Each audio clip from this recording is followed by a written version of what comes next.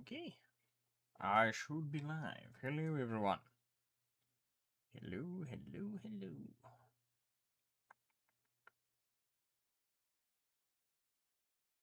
Oh, shoot. I do not have... I meant to have a background music going, but I forgot to add that. Let me see if I can throw it in real quick.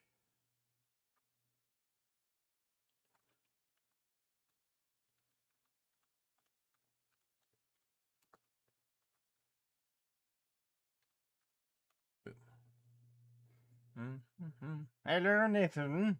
First in chat today, I see. Background music. Okay. Loop. Do I have it somewhere?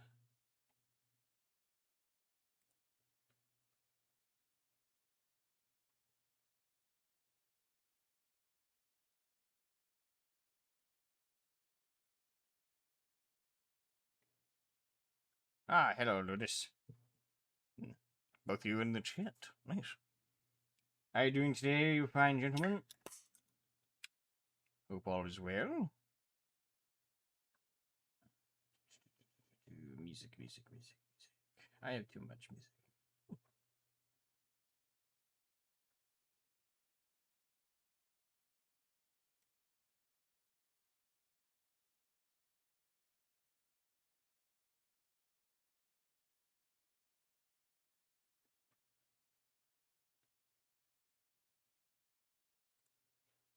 Screw it, why not? This is just...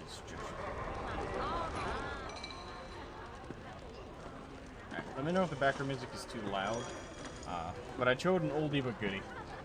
Oldie but goodie.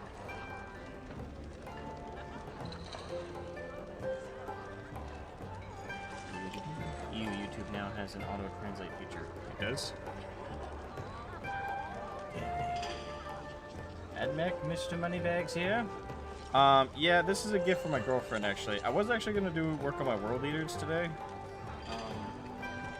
But I'm missing a couple, like, I have a couple of these that I've been lying around my desk. And I had this guy that I had, like, prefabbed out. And he got all dusty because it's been months since I worked on him. Oh, shoot. I got all dusty and stuff. I can't find his other two brothers, is the problem. They come in boxes of 3. And I'm missing 2 and 3. So, yeah. That kind of, I'm not gonna lie, my OCD is like triggered by that. It's like, I really want to find the other 2. And I'm gonna go hunting another time. But I still wanted to get something in to today's stream. And my girlfriend is chilling behind me working on a drawing of hers. And I looked at her and I went, huh, that's right. She got me a couple boxes I hadn't opened or cracked open yet. So I decided to crack open my Skitarii box. I could have done the Combat Patrol, but decided to do the smaller project first.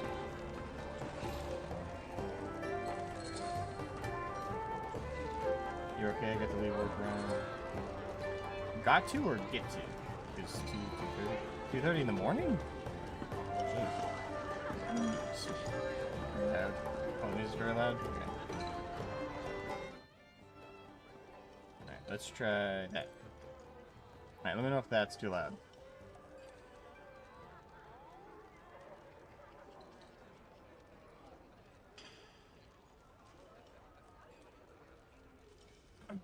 I'm aiming for reasonable. Balric's been hearing rumors about red butchers are on the way. Interesting. Did it give a time frame, or is it just they are on the way generally? Because that does matter. Just a wee bit. Yeah, Litany, I don't think he's stepped in the call yet, so I'll say this while he's not here. But, I'm thinking about getting, because a buddy of mine named Litany wanted to get me an Age of Sigmar model. That's like it's like a big, like, tank tower thing. It's really goofy and disturbed looking, and I really want to get it and do, like, an orc kit bash on it. Originally, he offered to, like, buy it for me, and I was just going to go along with that, but he recently came to me and said, hey, if I give you the money in like increments can you save it aside for it? And to me, that tells me he's really tight on money.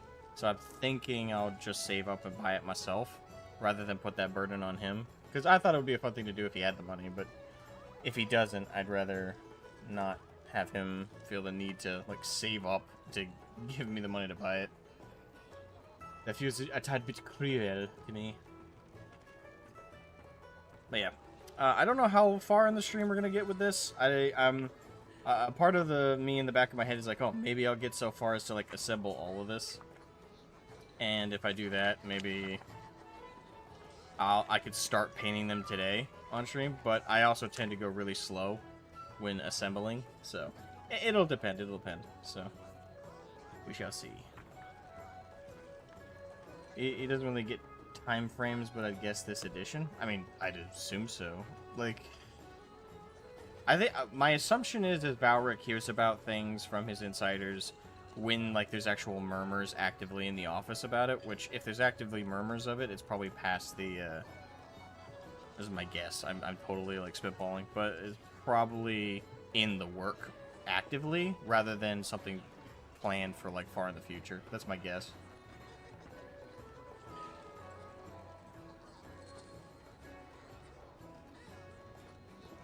Leave at 2 to 2:30 p.m. to get there around 3:30 p.m. 3:30 today. Okay, so you get to leave at 2:30 and.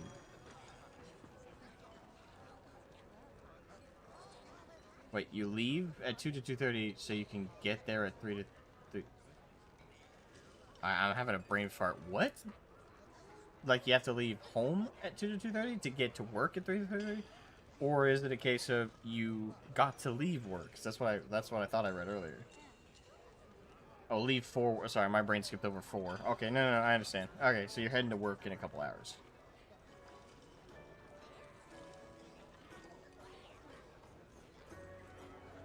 Alright, so you open up the instructions, takes them right here, and I'll begin while we chat. The page will stay the fuck open. I hate it. What? I'm tapping my head. Would you like to say hi to the people? They can't see you. What? They can if you put your hand over here. Oh. But yeah, this is where the camera is. Hi.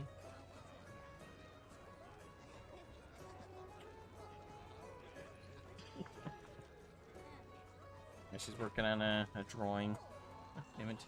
Very nice. She's got the sketch out already. It's looking rather fabulous. It looks fabulous so far. I'm just saying.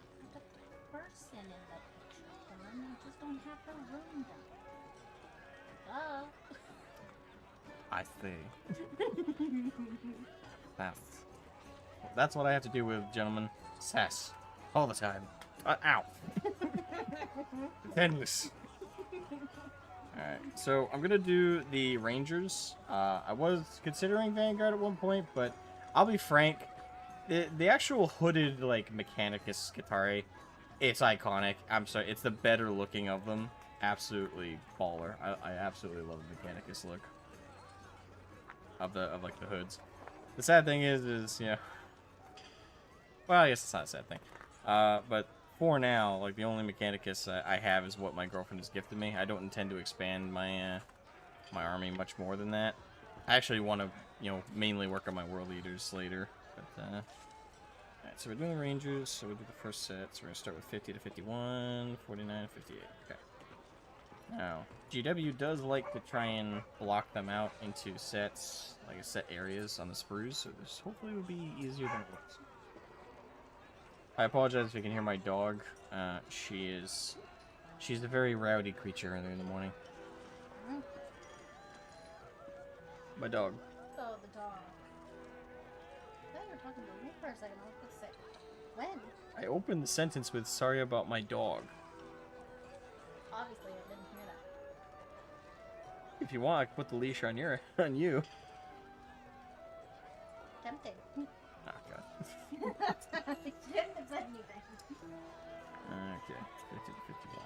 So that's 80, 41, 76.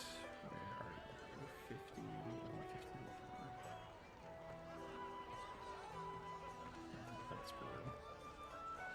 This is the one with all the hooded heads. You have 50, 51. No, it does have 20. Okay.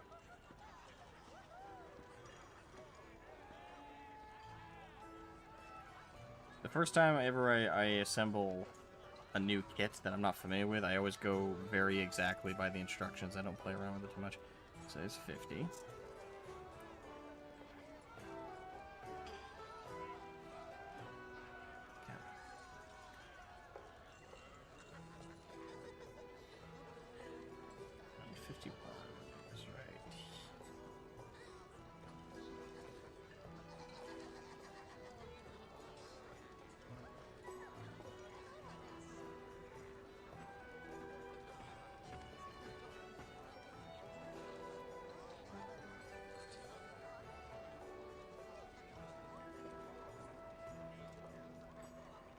Get up the street. There we go. Get a room. I have a room. It's here. This is romance. Like 80% teasing each other and 20% like. Oh, I'll save that for another time. Ow. Well deserved. So that's 50 and 51. I need 49 and 58. Which I'm assuming is all in the same spirit. Yep, there's 58. God, all these tiny bits. Oh, this is gonna be a bitch to paint. Like, look at all that. Like, just on that pack. Like, that's a lot of stuff. Good lord.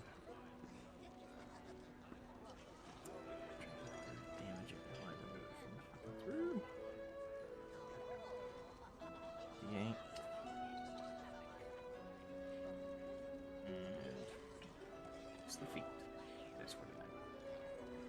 Yeah, so to kind of elaborate what I meant earlier. So what GW likes to do with the sprues, and it is very helpful, is they like to have like blocked out like quarters of like sprues that are dedicated. Like, so in theory, I could actually just throw the instructions away if I really wanted to, and I could figure out like what is per model just based on like how they block it out, because they like to keep like sets together. It's like, okay, these ones go together and assemble into a mini, likewise here, likewise here, likewise here.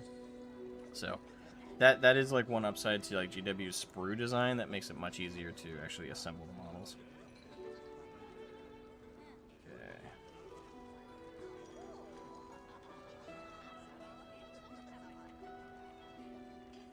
Pop that bad boy up. There we go. So, what is everyone doing today? Having a good one? Oh, Kill22, hello. Hey, hey, Asmo, how are you doing this fine day? I'm doing pretty good. Also building Skitarii, huh? How fun are those to build? This is my first one. I've never done Mechanicus before. So, I guess upfront about that. I've never done Mechanicus before. And I guess just to throw in the other ones I haven't done before. I've never done Mechanicus. I've never done Drukhari. I have done a Eldar kit. I can't remember what it was now. I know it was an infantry unit, but I can't remember like which one. But I have done a Eldar unit, but not broadly. And yeah, I think that's it. I've done CSM now. I've done standard Space Marines, Black Templar, specific ones. I've done Forge World kits. I've done Orcs mainly. That's like my main army, so that's what I've done the most of. I've done one Imperial Guard kit. I've done Chaos Space Marines. I've done the Horus Heresy kits for like the base kit for the big initial launch box for 2.0.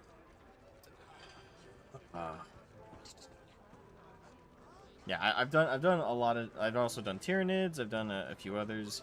Yeah, like the few I haven't done, Mechanicus is on the list, so this is new to me. But eyeballing it, this is going to be a bitch. It's like the Imperial Guard in terms of size, but way more robes and like tiny little bits to paint here and there. So this is going to be a bitch. So probably might be able to ignore other head option for the other guys, since I personally like the gun designs myself based on their look on this from the screen position I'm on. Okay. Though I'm interesting, these are not exclusively monoposed, though they were.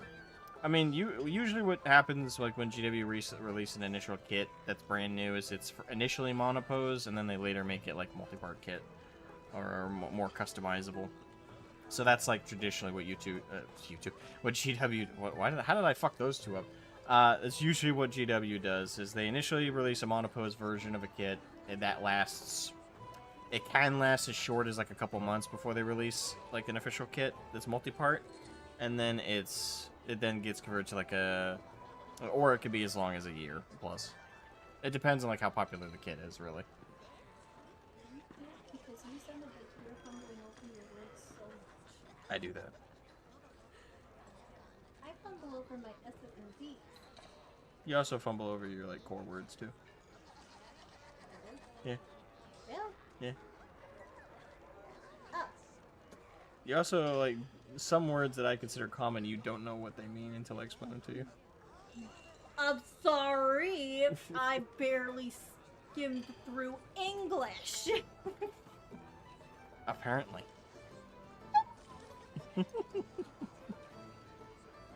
Built Dark Eldar myself, and they're weird, but they're built similarly to Eldar and had the benefit of not being stuck to one pose, which was a saintly thing at the time I did build it. Okay, nice.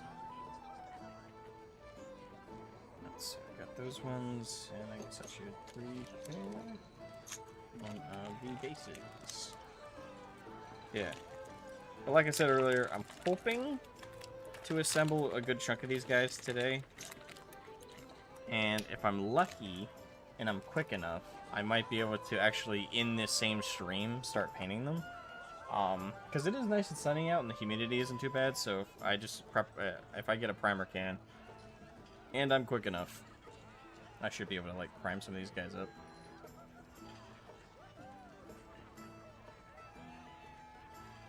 Right, now to sand the little nubs a little bit.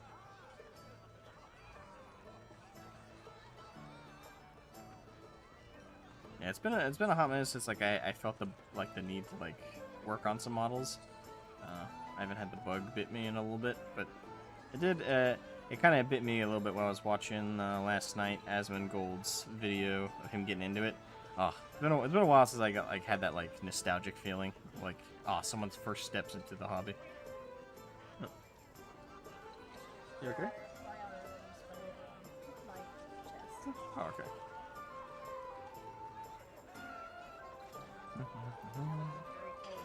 That would have been. I guess what I mean on the monopose issue is that, for example, the Primaris has still been monoposed, only get like 5 poses, and that's it on Reavers, Intercessors, and Orc Boys. Angry about that. I mean, I have all my Orc Boys are like the older kits from back in the day. So I don't know about the new Orc Boys kits. I know there is a new one. I haven't got any new ones. I haven't needed them, to be fair. Like, I have so many Orc Boys that I collected, like, in the early 2010s that I don't think I'll ever need to buy more Orc Boy kits outside of just wanting to check out the new ones. There we go. That's sanded. Old Orc Boy kit is best kit. I definitely prefer it myself. But like I said, that's basically more on the fact that I haven't tried out the new kit, but I can believe that the new kit isn't as interesting.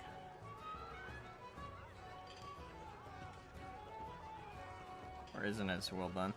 Then again, it might be a case of they haven't planned the multi-part kit yet for it. Hopefully they do.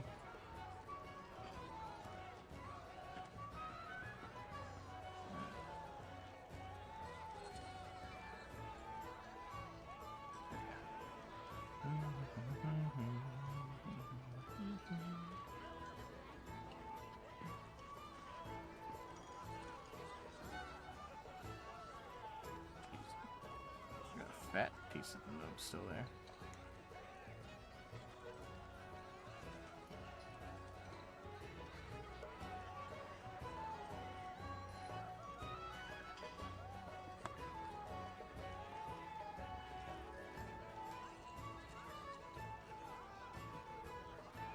Fair logic also. Yeah.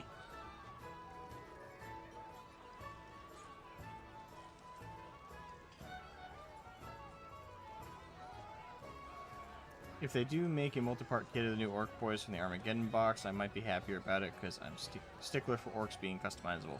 And the orcs should be customizable. That's definitely like a rule of thumb. Because they're the thing is, it should be easy to make them customizable as well because it's orcs. It's a lot of scrap armor. It's a lot of like thrown together bits. It's nails and head. It's generally speaking, it's very easy and fun to make like DIY like orc stuff and orc terrain and orc bits with green stuff. It's so easy to do because orcs are just random. They're random. They're scrappy. It's super straightforward with orcs. God, that is not flattening in the back there.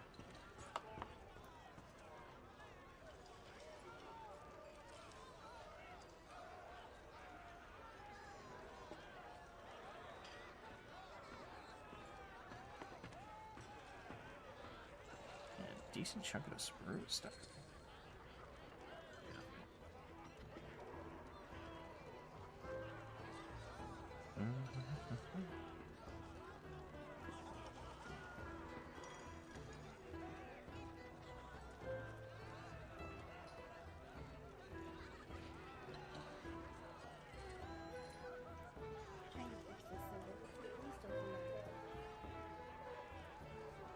Yeah, we'll blanket.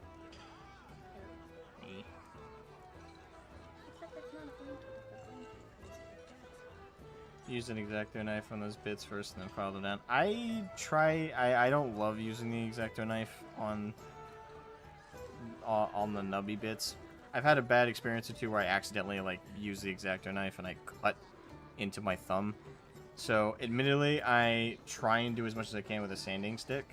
If it's a case of like there's too much material and I have to use something chunkier to remove it, I try and use I almost said pliers, the snips. I try and use the snips. I will resort to the X-Acto knife / hobby knife when that is the best and only option left. Yeah, it's like a scalpel. Except it's not. No, it's a straight edge. Yeah. Only The thing is, like, some scalpels are also straight edged. Yeah, like there's multiple forms of a scalpel. You have like the traditional curved one, and I didn't know there were straight ones. yeah, it depends on the type of cut that you need to make. I'm pretty sure. Oh. Oh. Oh. Oh. Chat box limits. Let's see words I can use. Okay. Also, fair on the X-Acto knife. I've done that. I got a pinky nail because of the X-Acto. Yeah, I try and avoid. It's a great tool. It's kind of terrifying to use sometimes. I've cut open my thumb and my index numerous times. This is the pinky. It's text-wise. No, I think you got it right. It's pinky. I mean, well, you said the first time picky, which I definitely don't call it the picky, but I call it the pinky. You have your thumb, you have your index, your middle, your ring, and your pinky.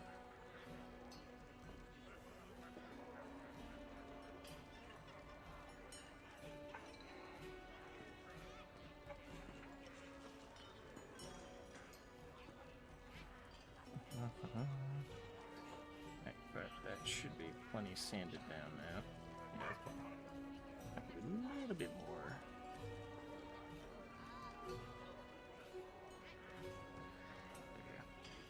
Okay, so we're good on the foot.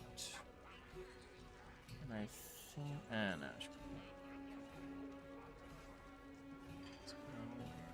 I didn't know there were straight ones. My man said the same thing about French.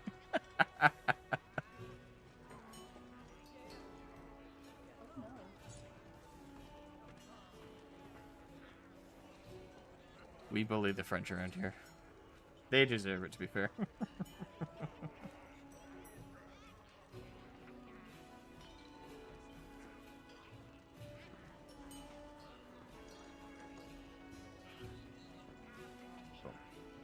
Sweet, I did mean pinky, so thanks on that end. Yeah, there you go. Also, my ring finger's got a scar too, because the cut went through it, and the pinky, wasn't that painful, weirdly, at the time? That was probably the adrenaline. Usually adrenaline hits when, like, you hurt, like, when you hurt yourself in, like, in a shocking or, like, upfront kind of way, that tends to trigger, quote-unquote, the, like, your adrenaline, and especially if you, like, it happens suddenly and and not necessarily panic, but you get that feeling of panic, so your adrenaline kicks in and kind of numbs the pain. Of course, when that stops, usually the pain comes back all at once. But it depends on the degree of the injury, and also how long you're in that kind of like panic state.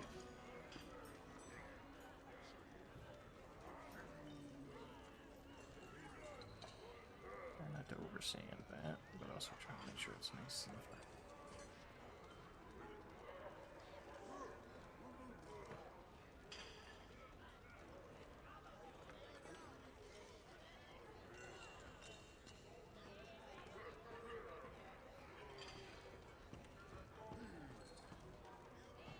Whoops.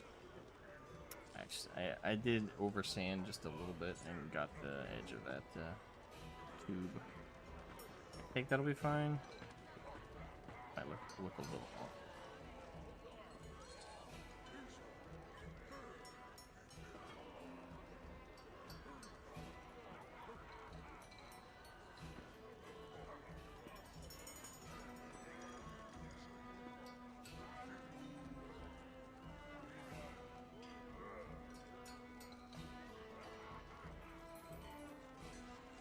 Have when you're working on an old Rhino kit. Mm.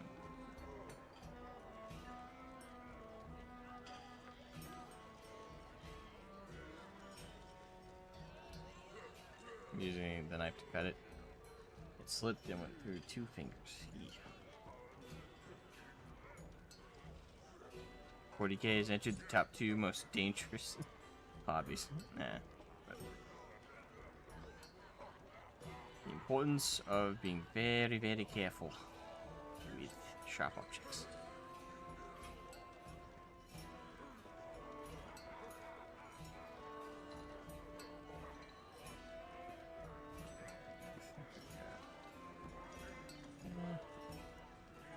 And you can still visibly see where the screw point was, but it's flat now, so I think once it's painted over, it won't be noticeable.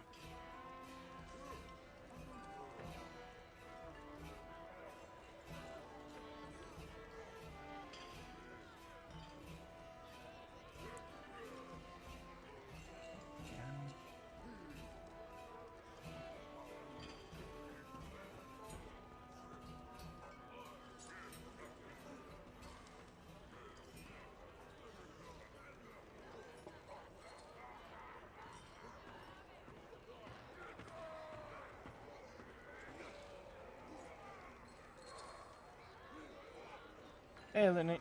What do you ask now? How goes things? It goes pretty good. I'm just working on my little Skitarii friend here. That's nice and smooth. Ooh, that's a bit tricky. Try. Knock.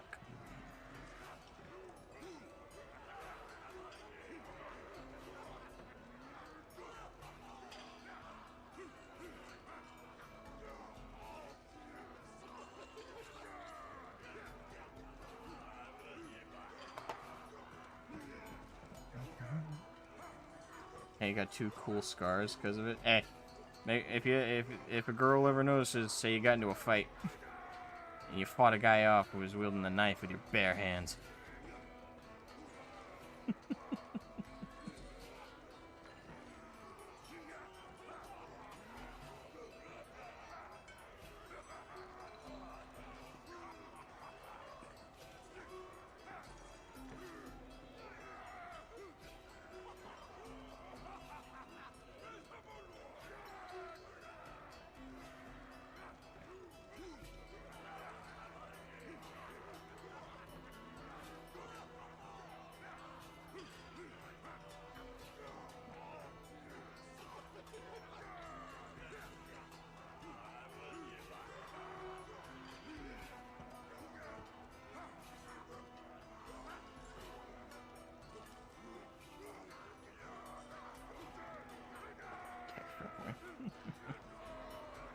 Say it's my old war injury. I fought 1,000 men barehanded. One of them got me. Don't. No need to fact check.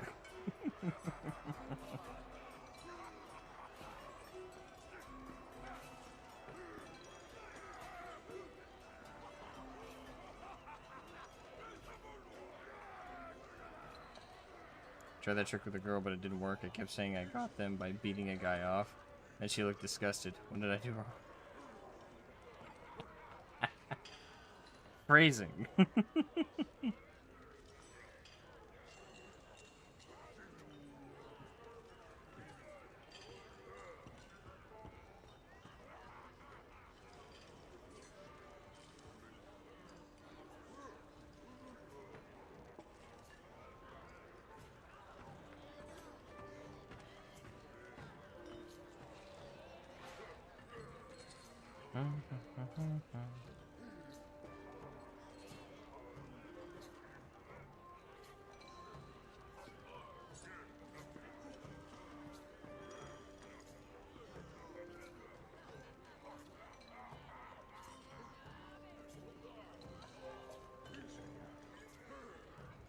Those parts are properly sanded and trimmed. Now we're good. We're good. So these bits over here.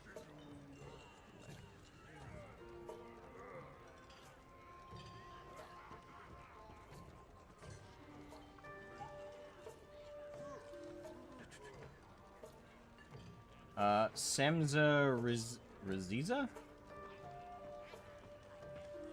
Or Samsa Raziza. I'm not sure if I said that correctly. I apologize if I didn't. Howdy, y'all. I feel nostalgic watching this process. I've been so disenchanted with the hobby for the past few years. I haven't found the motivation to build anything. No, trust me, I feel that too. In fact, this is the first time I've actually felt the I call it the bug. I felt the bug to want to actually work on some minis and stuff. It has been a struggle last little bit.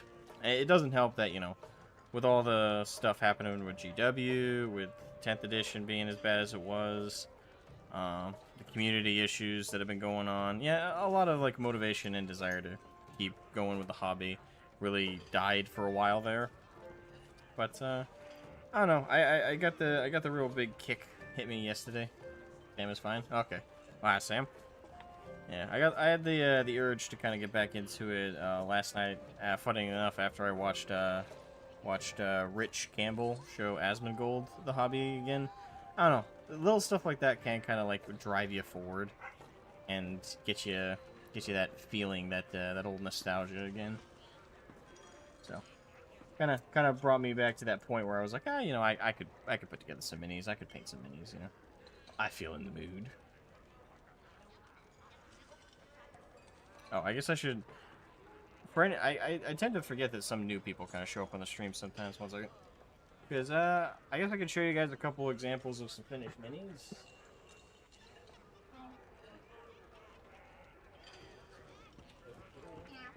Yeah. What's that in your head? I hate your headphones. It's on my head. Huh? Yeah, my girlfriend's behind me, for everybody who's just joining the stream. But, yeah, here's some examples of some finished minis. I'm an orc player primarily, by the way, so most of the minis I have to show are orcs. But, yeah, we got this. This is a 3D printed model I did a couple years ago. I needed this guy. The funny story behind this guy is I desperately needed a war boss model, because I built an army list and added that in, and I figured I'd buy the model before the tournament. I forgot to buy the model before the tournament. It was the night before. And I was like, shit. I don't have anything. I need a model to act as a proxy for a war boss. And I also was afraid that the organizers were going to, ban 3D printed models. I ended up going, and actually, a dude there showed up with a 100% 3D printed Tyrannid army. So, I didn't need to worry about shit. I was totally fine. But I desperately looked for a model that looked close to a GW design. And this is what I found. And yep, 3D printed him, painted him, did it all in one night, and he was ready to go for the tournament the next day.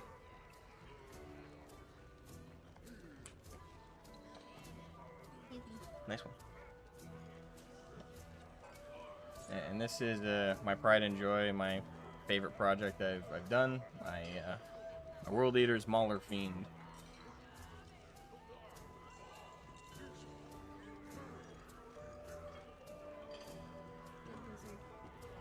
Yeah, more like a dog.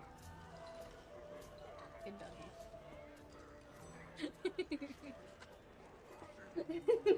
Okay.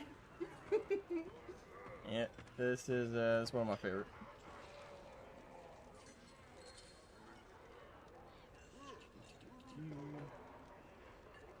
Yeah, and I 3D printed some of the base bits you see here. These are some actual rocks I cleaned up and used, and the 3D printed part was the steps he's standing on.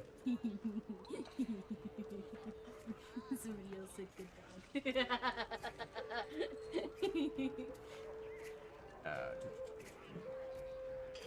Is this? Hey, Tiki, thank you so much for the super chat, man. Very generous of you. Is this a topless hot tub stream? I could go topless, but I'm pretty sure y'all don't want to see my my titties.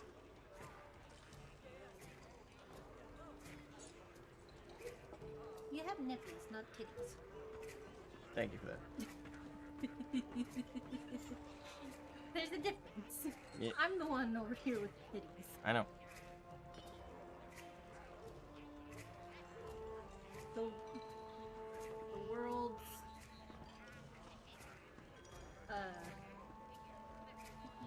most natural squish stretch balls. Yeah, there you go. I was trying to think words. You just play Squishmallow for a second now? Yeah.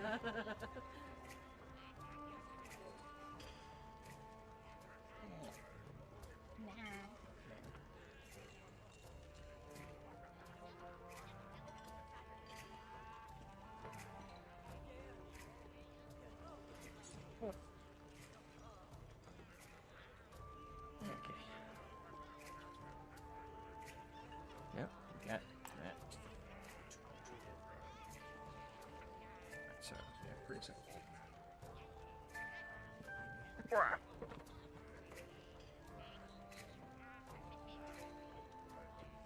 You see a familiar 3D print design? Love those designs, how modular are those kits. The print wasn't, actually. The only part that was modular from the file I bought was the Power Claw arm. That was interchangeable with like 2 others that you could print off from the guy, but the rest of the model was more or less pre-baked, like the legs and the backpack were all like pre... It could have been the version I bought from the guy, the designer. I can't remember his name. I'd shout him out if I did. This was years ago. But yeah, it didn't have a ton of modularity for specifically that one. But I think like the other ones, if like you bought like the whole bundle thing you had, you probably had a lot more options.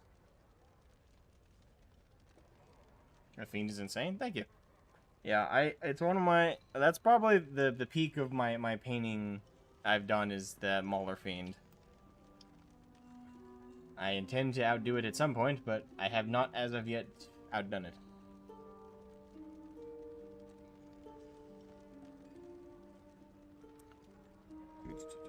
Alright, anyway. First I had a brain fart. I was like, wait, what was I doing? Oh yeah, assembling the Skitarii. Alright, so always do a dry fitting. Okay. And this is here.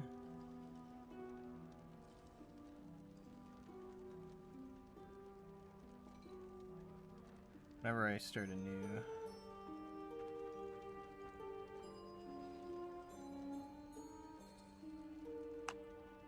Should be plenty of glue. There we go.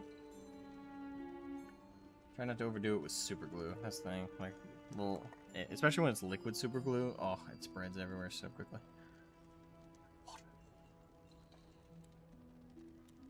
As much as I don't like its monopose state, I do like the Mauler Fiend designs, and I love the color scheme design. Oh, thank you. Yeah, the Mauler Fiend, it was a lot of fun. Next time I do one, because I'll do another one at some point, like a Mauler Fiend. I might do a Forge Fiend next time. But Mauler Fiend was the most appropriate for World Eaters. That's why I went with that version of the kit rather than the Forge Fiend side of it. World Eaters for the win. I agree. I was gonna do Death Guard at one point, but had to sell those to get some money real quick, and then I went back to collecting World Eaters. Okay, I'll probably do that real quick.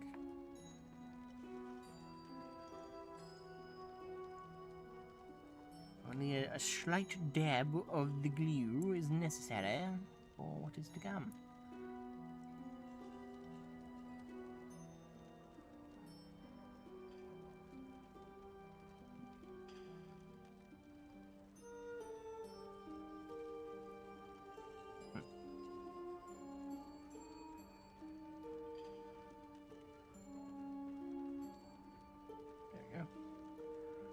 Nice and solid. Hey, Karn. Hey, hey. Mechanicus Finesse. Cavantis, my good man. Long time no chat. Yes. This is a gift from my my girlfriend a while back. That was last Christmas. It's either last Christmas or the Christmas before. I remember getting it for you for Christmas. Now, either way, it was either a year ago or two. One of the two. But, yep. I got this and a combat patrol for Mechanicus from her. She was very, very kind. Doing GSC now for 11th. Oh, interesting.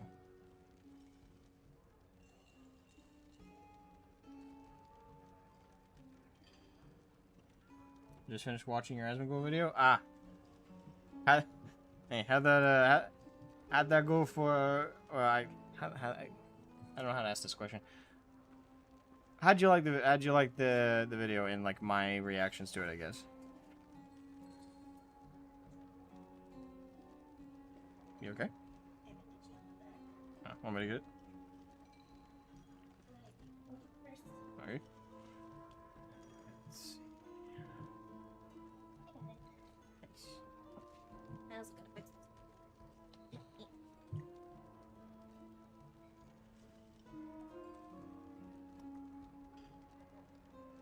Why can't you super glue so watery? It's liquid super glue. Oh, I'm used to seeing the gel stuff. This is not a gel, this is liquid. Why get the liquid stuff though? Because the gel, I find, turns too much into like a paste. This dries thinner, so there's less of a gap, and like when you get gel super glue, it almost creates kind of like a mortar, where there's like a gap between parts. Liquid super glue, there's no gap. It's thin as water when it dries. So, and it's the same strength of adhesive, more or less.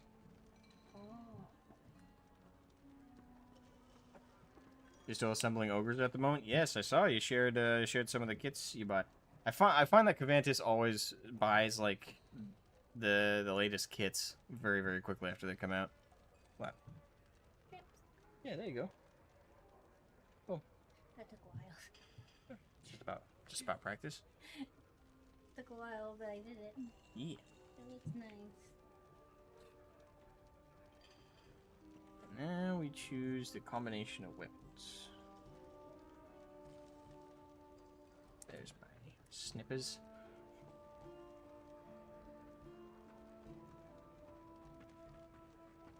Hey Alfarius, greetings Esmo. I'd like to ask any specific super glue you recommend using besides any in a small tube, easy to daub any surface with? I mean, I'm not too picky about brand. I use Basic, or BAZIC. I use specifically the it's first off, it's really cheap. Like for 6 of them, it's like $3. But it's also got a really fine tipped nozzle, so I can get in really small spots with it. It's also really easy to control how much you put out. It's just a little bit of pressure on the ass end of it. So yeah, I'd say like I've never had any issues with Basic, for example.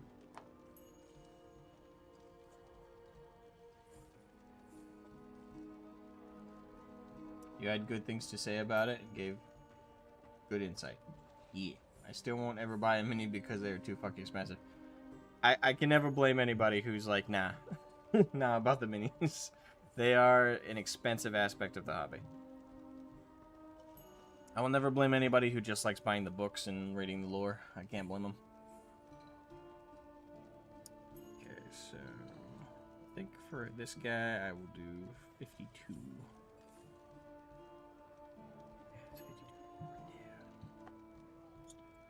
We'll do 52. Snip. Snip. Oh. 52.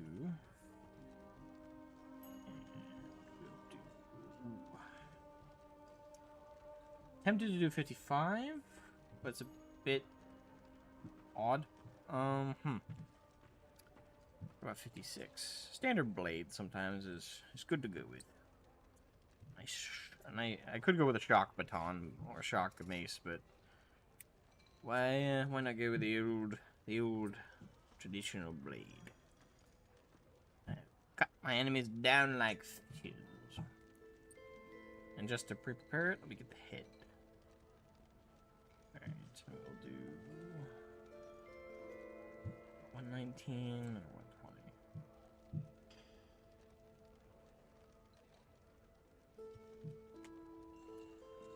Let's see, 107, 106, 105, 104, 105. 190.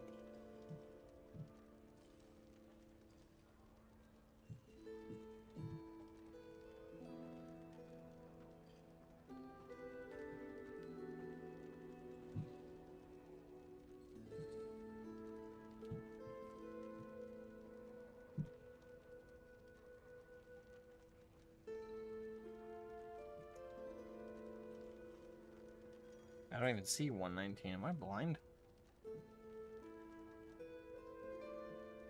Yeah, 115, 116, 114, 113, 112. These only go as high as 107. 108 there.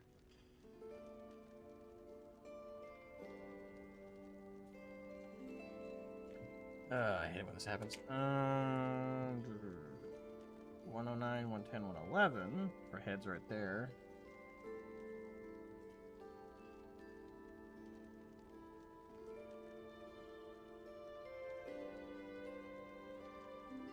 Oh, hello. 119, 117. 119, there we go. There we go. Boom. Got the head prepped.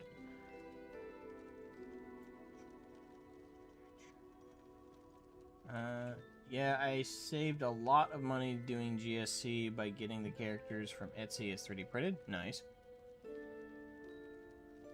And using War Games Atlantic kits to make all my neophytes and guardsmen, brood brothers. Makes sense.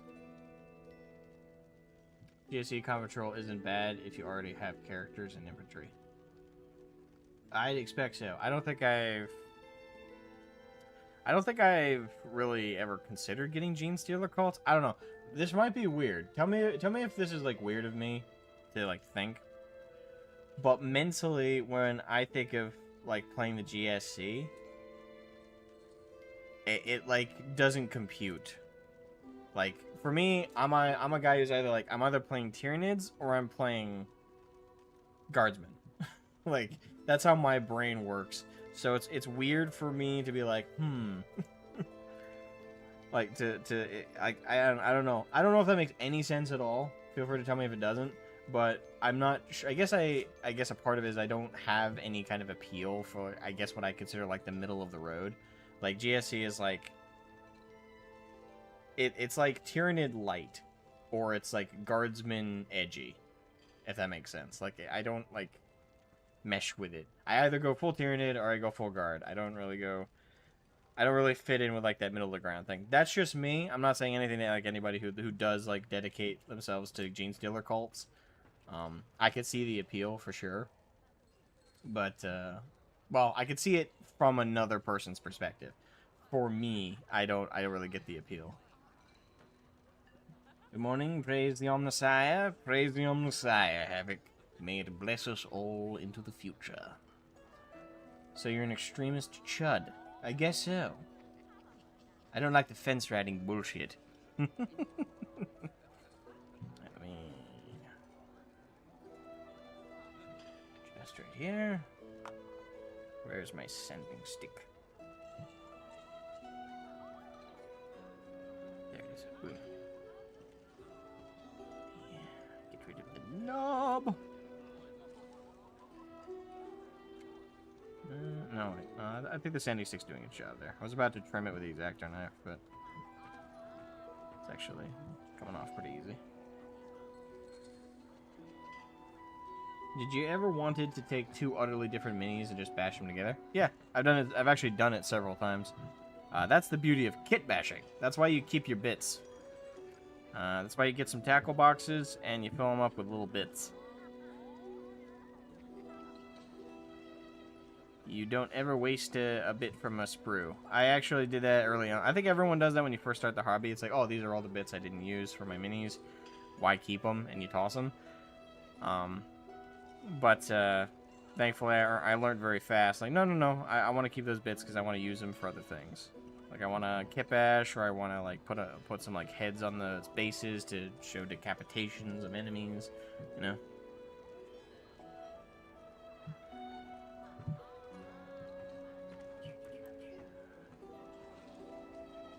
Admech, or there's so many little details on these. This would be a bitch to paint.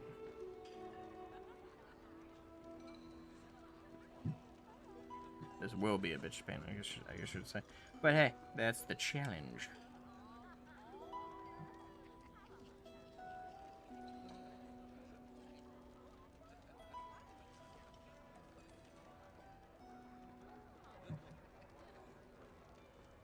You have 3 edition launch boxes full of bits. Bits still on the sprues, or like you've removed them from the sprues, but they've filled up the boxes? If so, that's impressive. That's a lot of bits. For Jinsu Occult, I tend to think of it more as makeshift weapons, ambushes, and it works best when...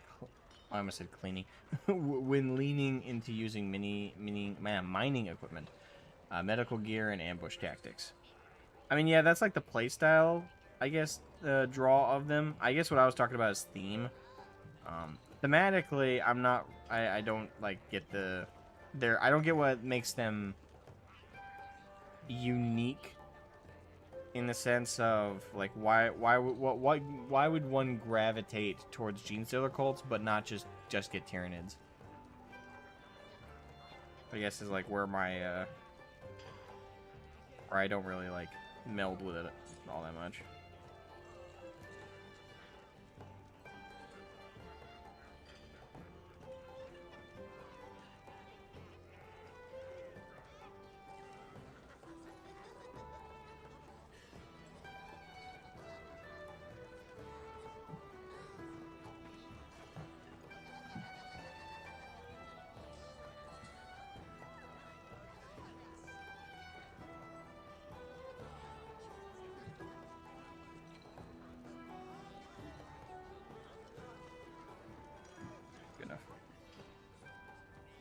That might be as good as I'm getting it, because that... I'm only trying to get the nub off there, but it's not on the car. Anyway, there you go.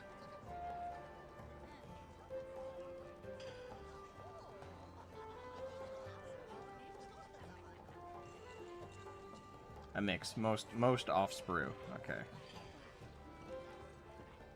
Like you can pretty easily fill up the launch boxes with old sprues with bits still on them. But if you're doing like individual little bits that are the size of like your pinky, it's like filling them up with that means you've got a lot of kits.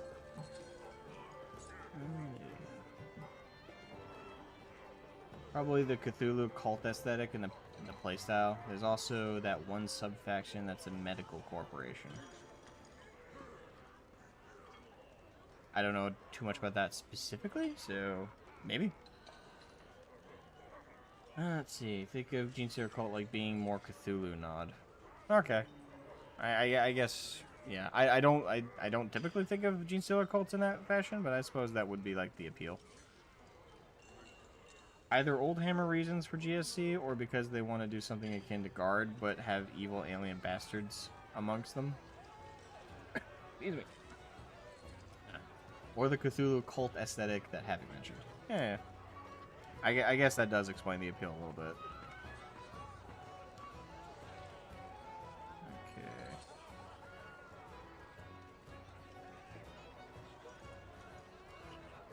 Yep. Alright, so I think I've properly sanded those bits, and we're... Are we smooth on the side? Yeah, we're pretty smooth.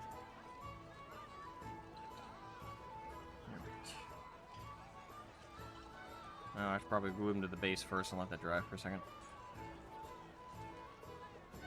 And come out slowly.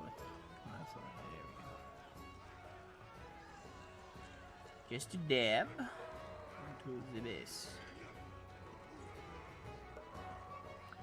I may not be able to put texture paste on these bases just because of like how much of the base the Skitarii cover just with their little cloaks. I'll let that dry for a second. I'll try and get some texture paste on there. But yeah.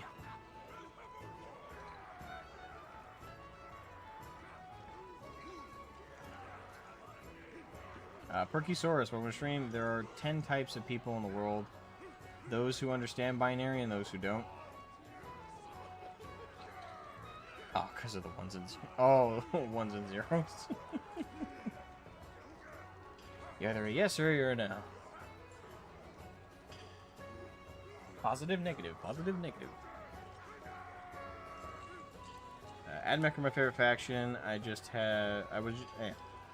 was just never able to afford them. I'm also wasn't bad with them in 8th and 9th when I started playing the game, but I dodged a bullet early 10th. Makes sense. Yeah, I have to say I played against Admech and I mopped the floor with the guy, which is rare.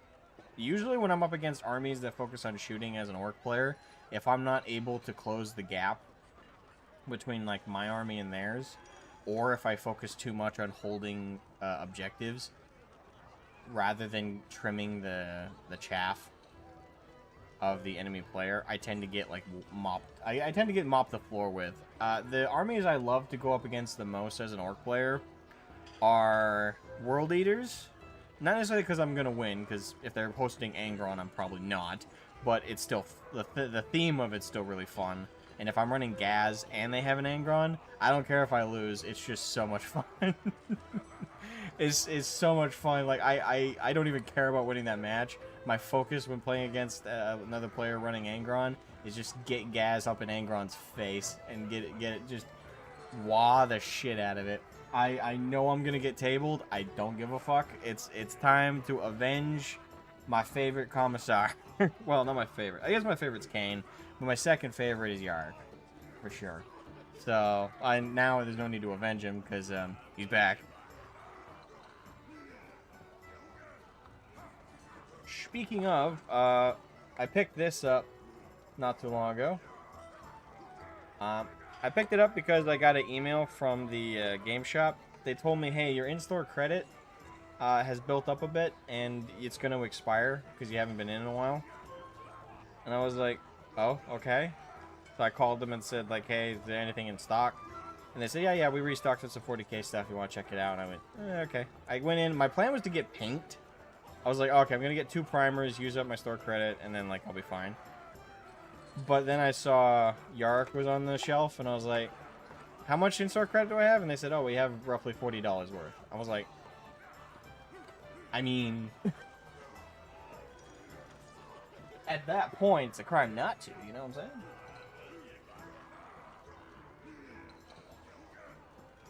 Well, I bought a friend's AdMech army, but never used it. But you bought the whole army? For cheap, or for... Oh, I just got stuck to the base there. For, like second-hand price, or did you pay, like, premium, because it was painted and everything? So, my dude, hey, James.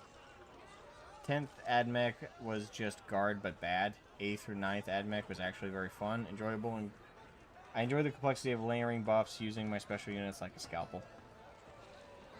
makes sense. I actually haven't looked at the Codex or AdMech for any of the editions they've been around.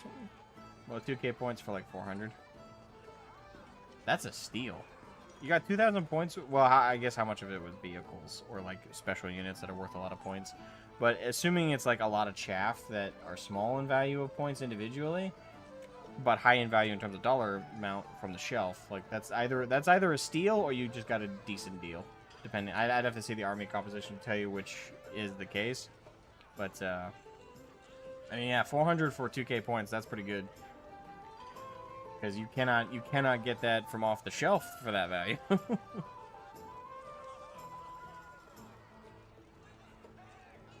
So back on the plastic crack again. To be fair, I have it as well. I think yeah, I'm usually coming back to it once in a while. Yeah. Why are you slapping my face? See, this is domestic violence. You all need to understand the signs. It's very terrifying. I live in fear. Sure you did. I'll get you back. Huh? Your butt's right there. I know. You turn the light off again. I did that this morning.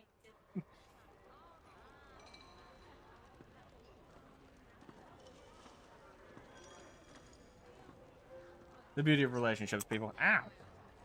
Oh, it got stuck to my finger. The glue on the the rim of the paste fucking stuck to my finger. Okay. Is that dry now? Okay, yeah, that's dry. Okay. Alright, so he should be dry enough that I should be able to add shit to him.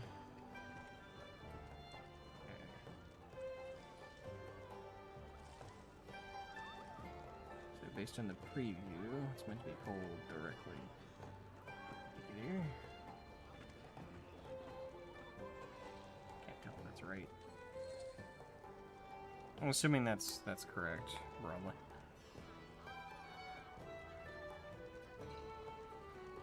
Come on. Move to the cube.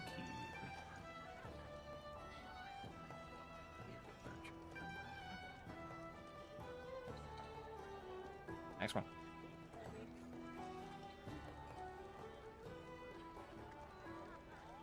Fair. And what Perky said remind me of that time I gave my orc collection to a friend. I know that what to get into, though I wonder if he's interested in the 11th edition stuff. 11th ed, 11th is concerning to me, based on some what I've heard, but I haven't actually played it, so... Why are you rubbing my ear? I was trying to tickle you. Why? I don't know. I'm not ticklish. Oh yeah. I forgot. I know you are.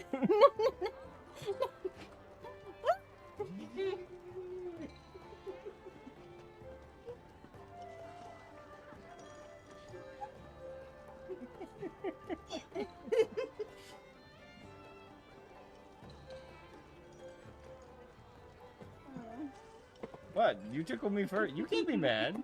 No, you can't be mad. You tickled me first. Don't start nothing, there won't be nothing. You know what I'm saying? Oh my god. You're hyperactive today. Oh, I'm a... I didn't call you a brat. I said you're hyperactive. Oh, I thought you said I was a brat today.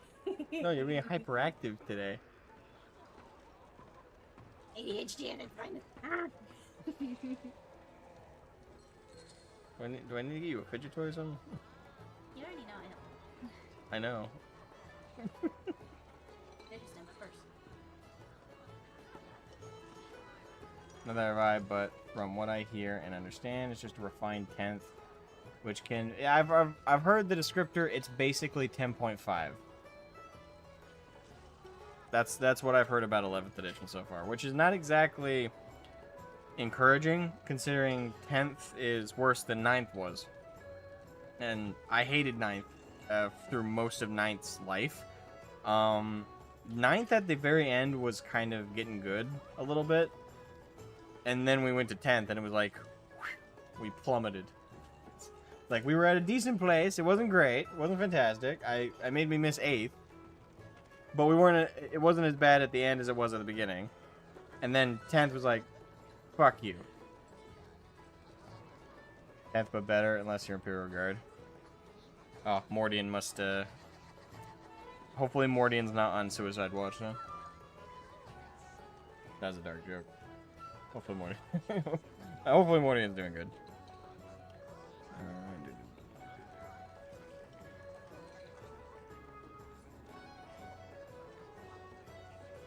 Forgot to sand that nub. Let me get that before I forget.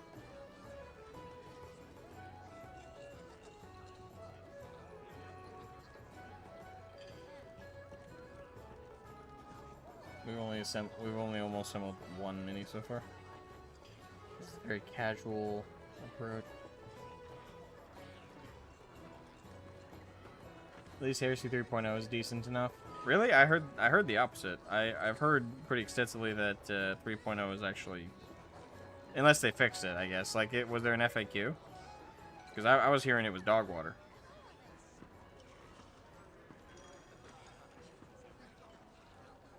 He's been playing 2 super heavies and 18 Bullgrin.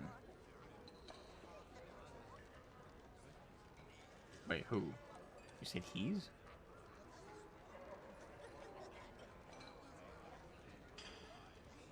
Oh, Mordian. Yeah, brain fart. He's been playing 2 super heavies and 18 Bullgrin. Did Bullgrin get buffed, but everybody got nerfed? Well, I have so many Vestroyans, I can't play them anymore because Horde Guard has been killed. Yeah, I did hear about that about... Which kind of sucks, because it's... Guard or a Horde army. Like... well, technically every Horde army has kind of had, like, the choice of either what they're really fun for, which is Horde, like orcs. Like, just Horde armies like Tyranids, Orcs, and Guard are supposed to, like, overwhelm the battlefield with numbers. And have, like, some artillery or some heavy hitters in the back that kind of strike in after you've peppered everything up with, like, just raw numbers. They've either had that play style, or they've had, like, Killer Stampede. I think that's the name of it. Like, the strategy, or the army list for Tyranids, where you just go everything big. Like, you've had those kind of options. You either go balls deep with heavy, like, heavy units and heavily armored units and, like, the powerhouses, or you go in with just an overwhelming number of, like, guardsmen, Bullgrins, freaking, brain, Katsukins and stuff like that. You just go balls deep with, like, the low to mid-tier units, just bam.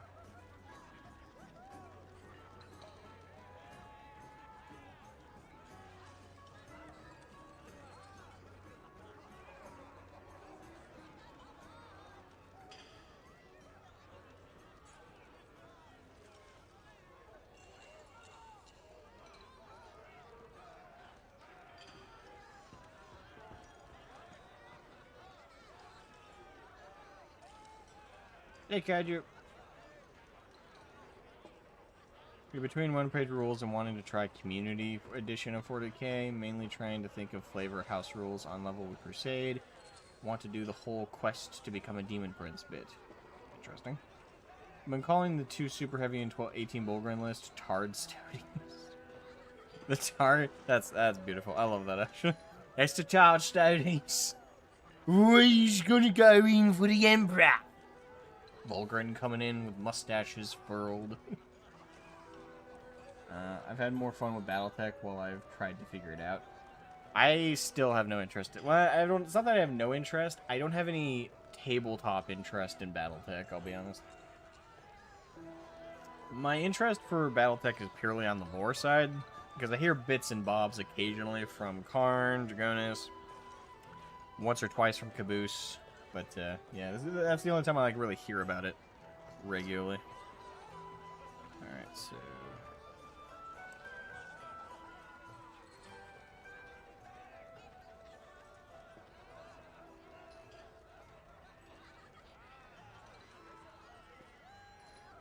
always do a dry fit.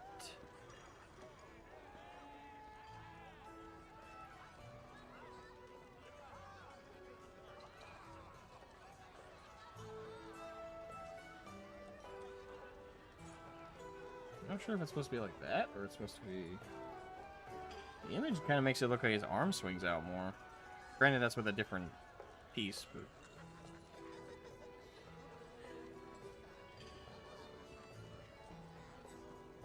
I think it's supposed to be like right there. I think. I'm about to find out if I'm wrong.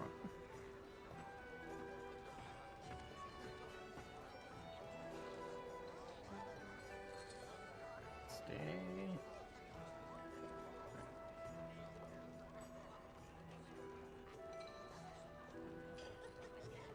Might be a little high, but I think it'll be fine. I don't think it'll be noticeable. You print your mechs? Not currently. I have printed parts of my mechs. Oh, wait, you actually didn't have it.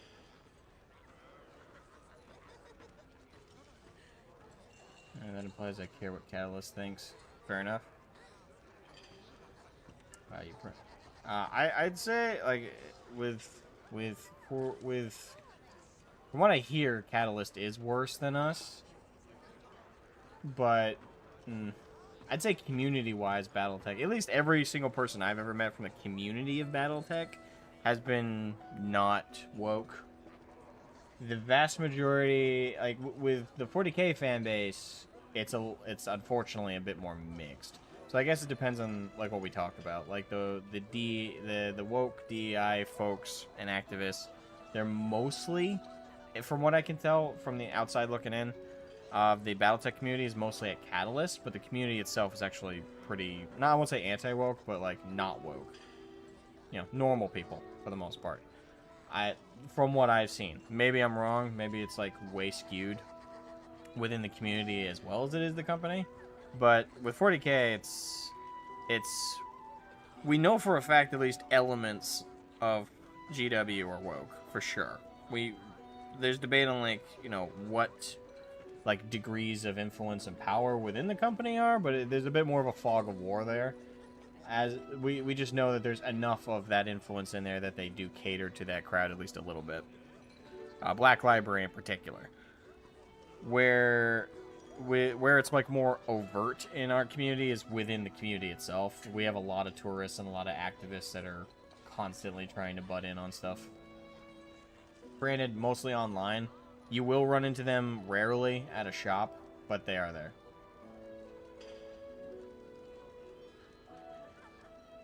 Been thinking about getting a printer for Praetorian's army. I'd recommend it. 3D printing is totally worth the investment. I will warn that if you get a resin printer,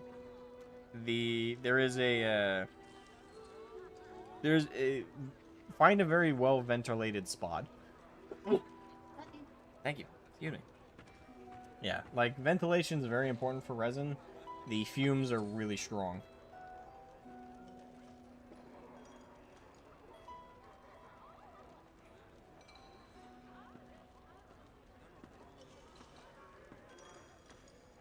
Okay.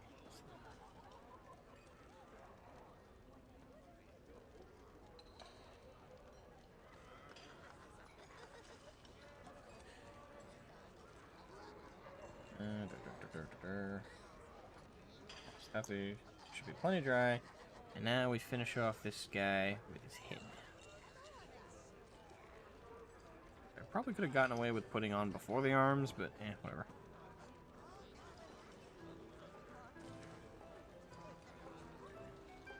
There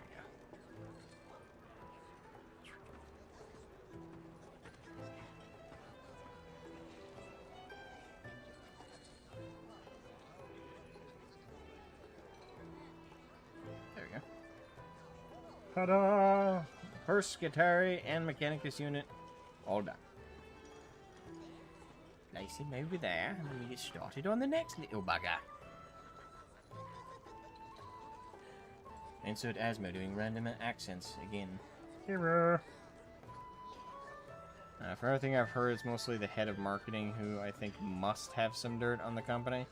He wrote the 2 political statements. He also blacklisted Valric. Oh, he personally did? Unfort the admech community is pretty bad. Wait, what? Hello, Blue Eagle. Unfort the admech community is pretty bad. Okay. I invite you to elaborate on that. I'm not sure what you mean. Unfort.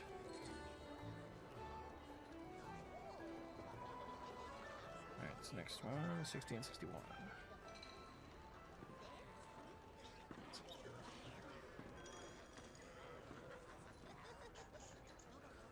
Ah, there we go. 61, 62.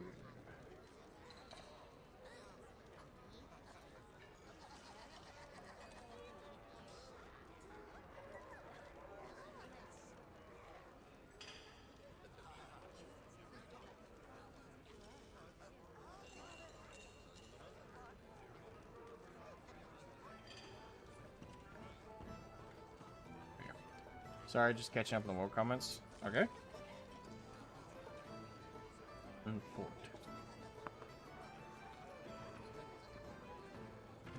60, 60. Ah, there's 60.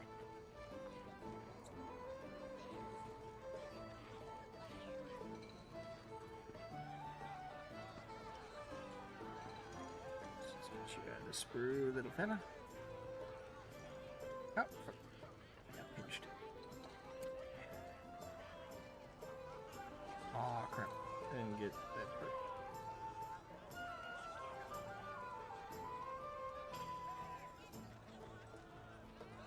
And I got a little.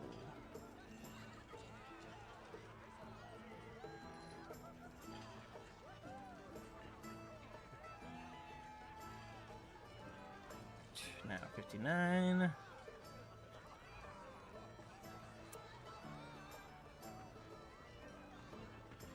What? Oh yeah, I'm cutting plastic off the sprue. That'll make a snapping noise. Yeah, that's what this is called. The plastic. Oh, it's just like all this plastic outline and stuff. Yeah. What is called a sprue. Yeah. Like all these are sprue. These are bits that are molded onto the sprue when they do the injection molding. Create the models. You cut the bits off the sprue and the bits make up the model. I have so many, like, really, really tiny. Hmm? There's like really tiny pieces. This head. Are you asking why the heads are small, or are you asking why the thing connecting the head to the sprue is small? I'm asking why body parts pieces. Oh. It's the scale of the game. Is it like a tabletop kind of D&D kind of thing? For the sake of simplicity, sort of. Way higher scale. It's a war game. I thought I explained this to you. I don't remember. Okay, how do I put this? So, a game, you know checkers or chess, right? Mm-hmm. The concept of the game is you have units that move a certain way, and then the whole thing's like simulating a war. This is like that, but like expanded massively. So you plan like a 5x4 table, 5 foot by 4 table. You have maybe, depending on the size of the game, you might be playing 1,000-point game. You might be playing 2,000-point games. 2,000 is usually the fun one. That's the one that usually takes all day to play, but the 2,000-point version of the game is the most fun. And usually playing the tabletop with hundreds of units. And you field everything from tanks to infantry soldiers to airplanes sometimes. Mechs. Yeah, sort of. Apothecaries. Medic. Yes, you create whole armies, you collect over a long period of time, and then you get to play the tabletop. Yep. Nice one. Pardon. Okay. Yeah, so like these guys would represent one squad on the tabletop. I call 10 of them. Mm-hmm. If I'm playing a small point game, there might be only 2 squads and like an HQ unit, which is like your boss. It's like the boss in the army, the general. Mm-hmm. Move across the tabletop. You have your turn, which is several phases. cut up, like moving, then it's shooting, attacking in melee, stuff like that.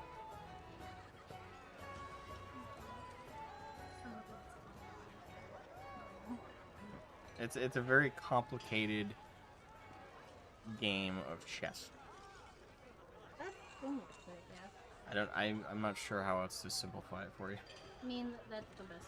I could probably I could show you like. I don't even know how to play chess, but I get the concept. Yeah, but you have a big board, and unlike chess, you don't have like a grid you move on. You don't have move. kings, queens, knight. Well, you have unit types, like with chess. Pawns. You kind of do, in the sense that there are like divisions of units. Like this guy's an infantry unit, and then there might be an elite unit. There might be a queen or a king, like your boss unit. That's the most important. Then you have tanks. You have vehicles. Yeah, look up there. I have a couple examples.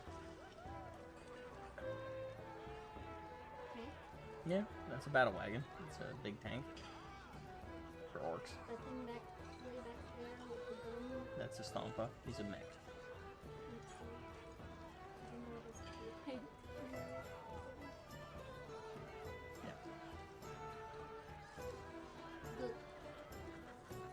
Boop.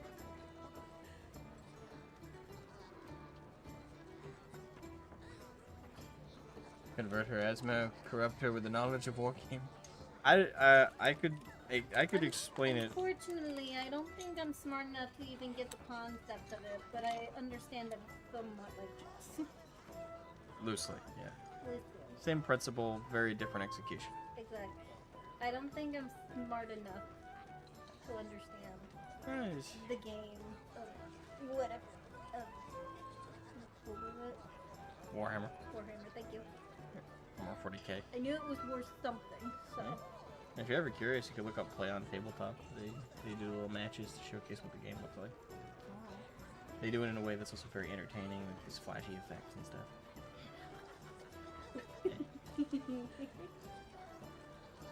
It's the best. I don't know if I'm doing at all a good job of explaining it to you, but. Well, I have an ADHD brain, so.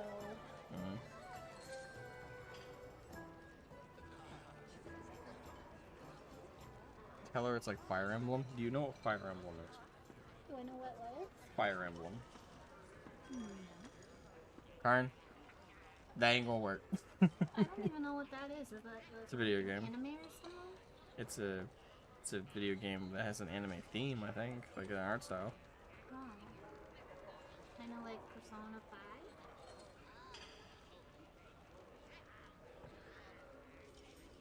Maybe? Persona 5 has an anime like theme, but it's also a video game. Yeah. But the gameplay, I don't know if it's the same. The anime itself?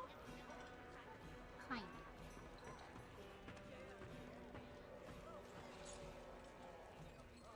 of. Klovik. Oh, Klovik, thank you so much for the super chat. Sup, win more Conflict 47 videos. I had one in the works, and I stopped working on it in the middle of it. I had a whole intro ready for it to go, but it was like it was actually like the meat and potatoes of the video wasn't ready, because I was trying to have the whole video with like me painting and doing all the models from the box set I got. I didn't finish them, which they're still over in the corner, like frozen in time of where they're supposed to be. And I haven't had an opportunity to finish that, so kind of I procrastinated on that to the point where I just forgot to do it.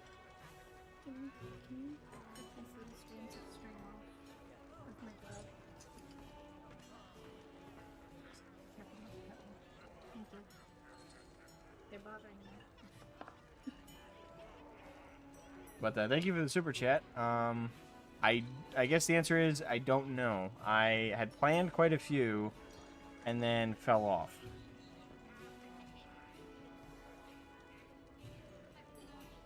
So, I don't know. It'll.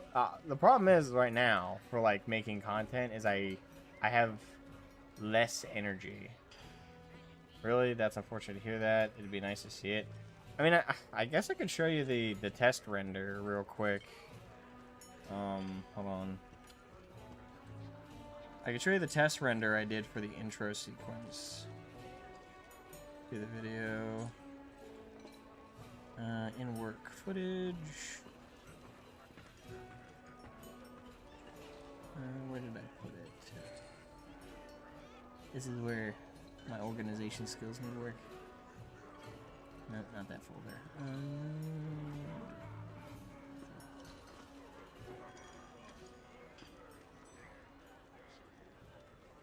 Did I put it in? Nope, didn't put it in that folder. Hold on.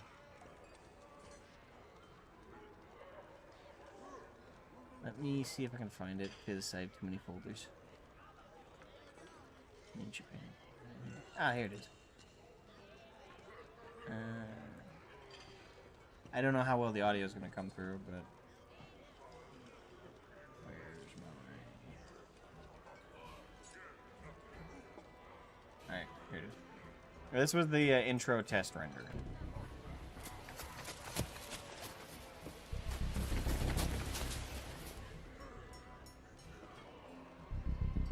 I'm a dork, by the way, so just keep in mind.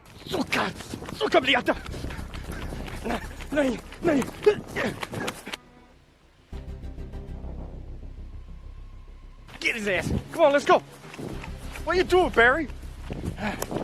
What can I say? I didn't do PT this week, man!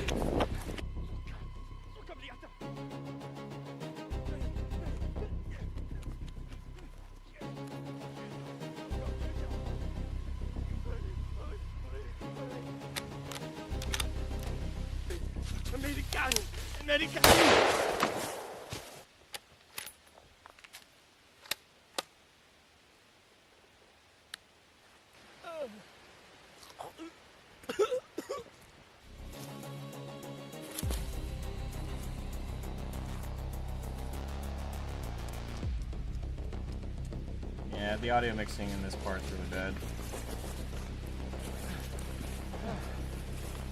Sorry about that, Sarge. We tried to catch him. Didn't exactly work out too well. What's this you got here, boy? Well, I'll be. Damn. What you got there, Sarge? Fancy. I think I'll take it.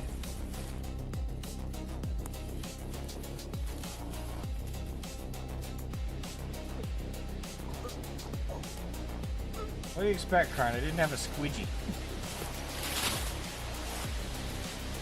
Didn't say I was done with you, sunshine.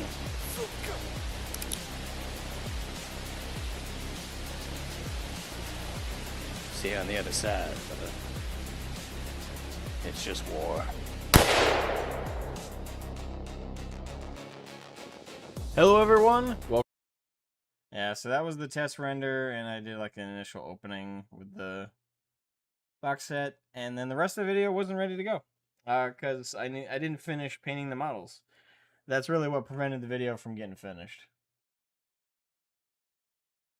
And like I said, I'm a dork, so all that was definitely unnecessary for a video on like Conflict 47, but it was just I thought it would be a fun thing to do. I took my camera out to like my gun range, and that you know, I thought it'd be fun. So it is, I'll admit, it's very dorky and unnecessary, but you know, I thought it'd be a fun intro.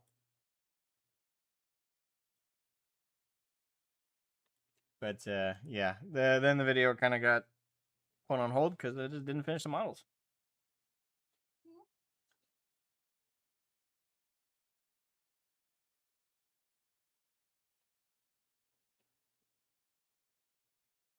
Miniature boxes, random loot drops in real life. Yeah, Colin, it was cool. I mean, I'm glad you thought it was cool. I go back and forth on it because it was cool when I first did it. I was like, oh, this is fun. This is really cool. Then I edited it and I was like, okay, this is cool. This is fun. Then I watched the test render and I was like, okay, it's a little dorky. You know, a little extra dorky than I thought when I actually watched it, like the composition of it. And then I go back and forth on it. So it was really fun to do. It was kind of cool, but it's also a little dorky, I'll admit.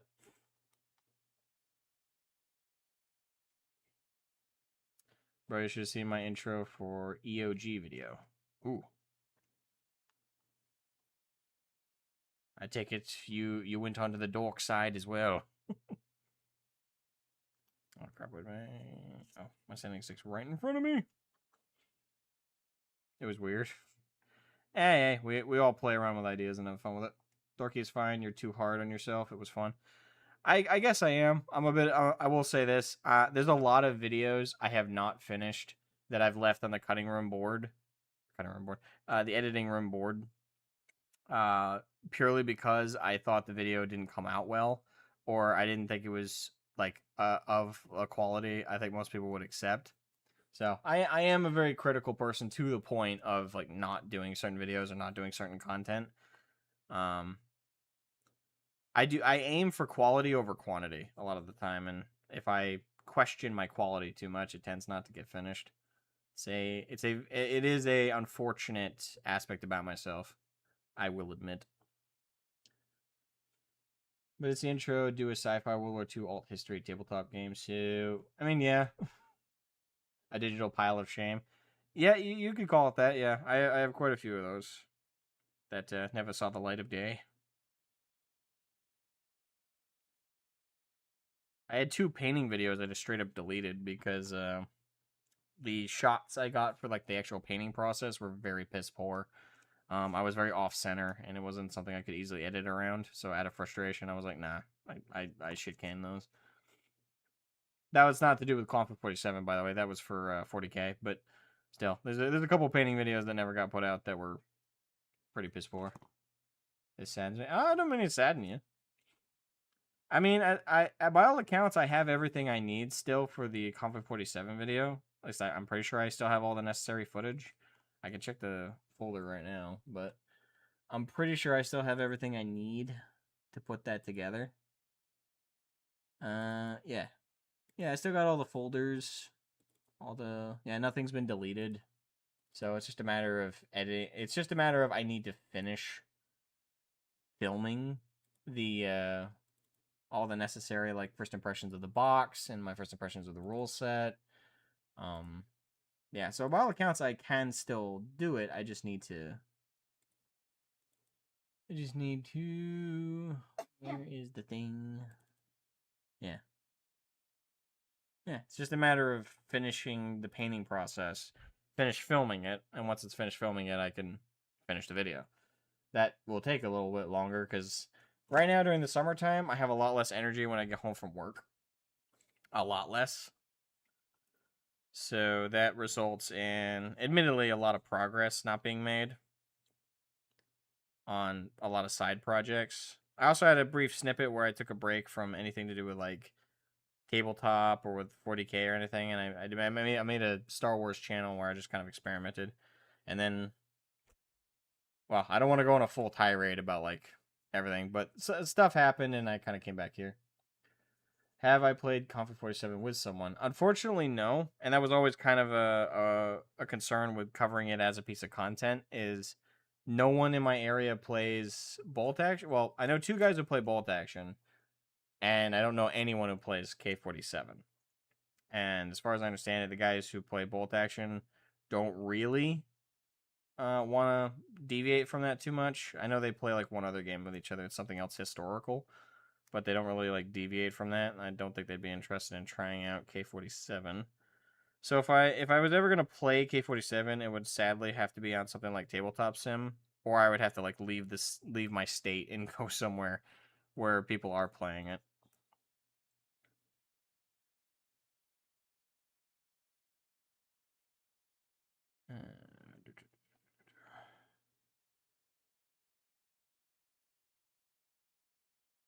For asking? I mean, I can.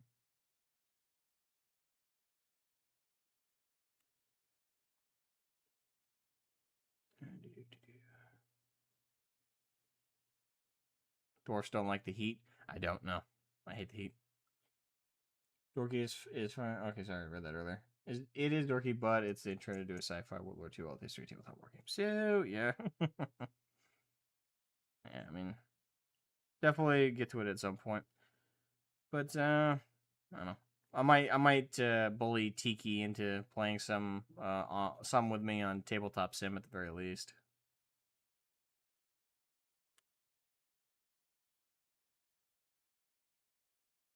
That's at some point. I don't know if that's gonna be soon. What the heck? I'm getting vibrated on my fucking pocket. Oh, it's a YouTube notification. Thank you. Hi, it's vibrating. Yeah.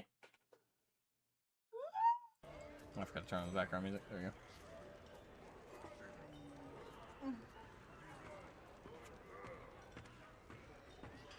The tickle. Oh, sorry.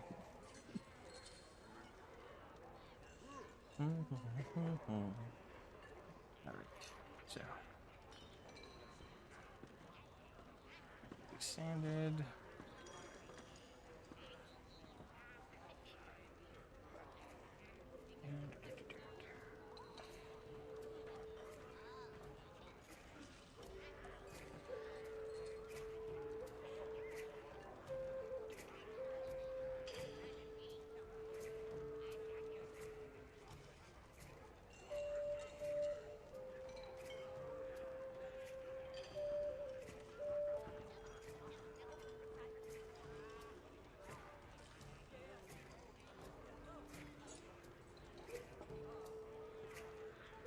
Have you bought any other K-47 sets, units besides U.S. Army starter set? Yes, I have.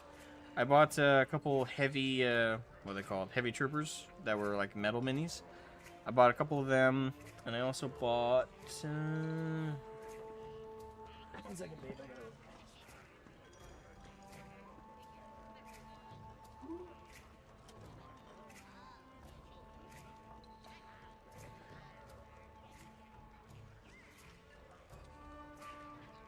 Yeah.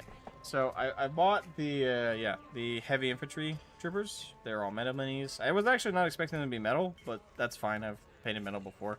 And before I even bought the starter box set for US, I already had a Kodiak the Kodiak mech.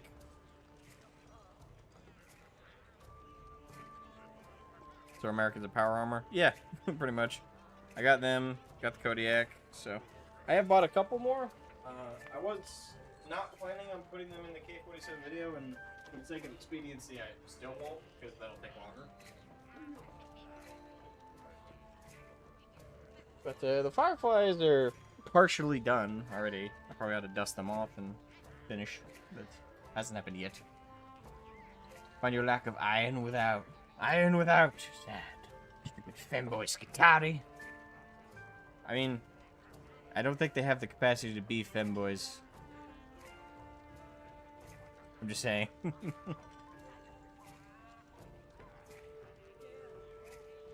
Alright. But how you doing? How you doing, Caboose? You missed a conversation earlier we were having about the BattleTech stuff. Low-key, Brits have better Kodiak variant because fists and autocannons are in front of torso. I mean, yeah, but they have the debuff of being British.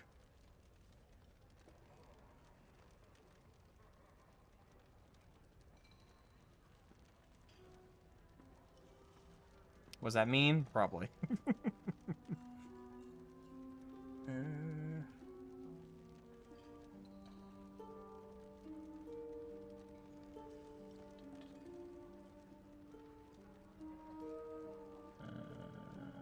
Sorry, I got sent a message on Discord. I eyeballed it real quick. I take offense at the insinuation that Skitarii are femboys. There is nothing feminine about them. Granted, there isn't much left of them. True.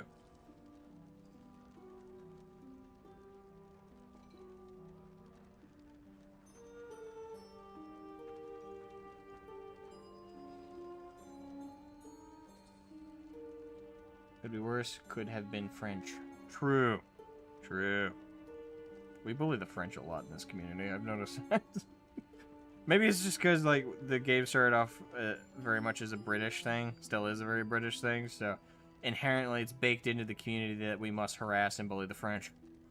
That and the French are only worthy of bully most of the time. Come on. That nub is bothering me. It's just bulbous enough that it's, like, annoying.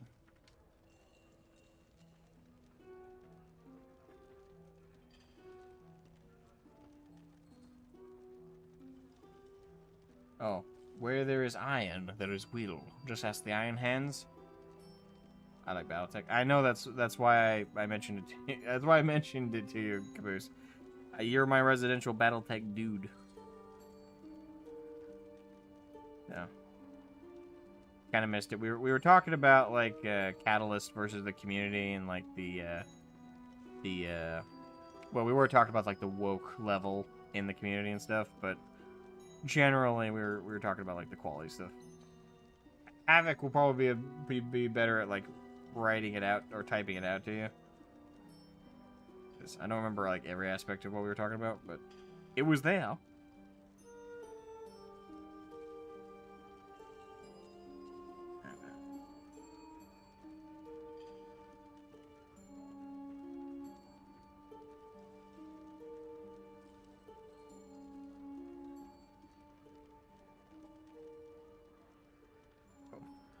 There we go.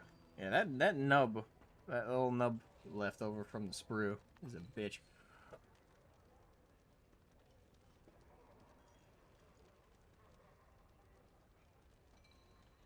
You spent like 9 hours on the Paris airport. If there was any lack of hatred for the French before, it is now replaced, so I can fully embrace the community. There you go. I do collect Green Vault Axis and British Commonwealth. Recently bought automated platoon set. 10 times Mark 1 and plus 2 C Director plus 2 times Mark 2 for cheap, and they are great. I will say this, like Conflict 47 is way cheaper than 40k for everyone out there, like per box, I should say. There are some boxes that I would say are equal in like expense to 40k box sets, but it's close but not the same. It's still relatively overbroadly cheaper to get into K47 than it is 40k. And that's just going based on the official kits. There's plenty of offshoot 3D prints and stuff you can do. And as far as I'm aware, Warlord are a lot less aggressive with like the 3D printing community. As far as I'm aware, for all I know, they have a history of like cracking down on that. Not sure. No wargame, no universe has a unit that represents danger, mystery, and power, just like the urban mech. Fear the herb before it comes with the nukes. The freaking trash can with legs. Alright,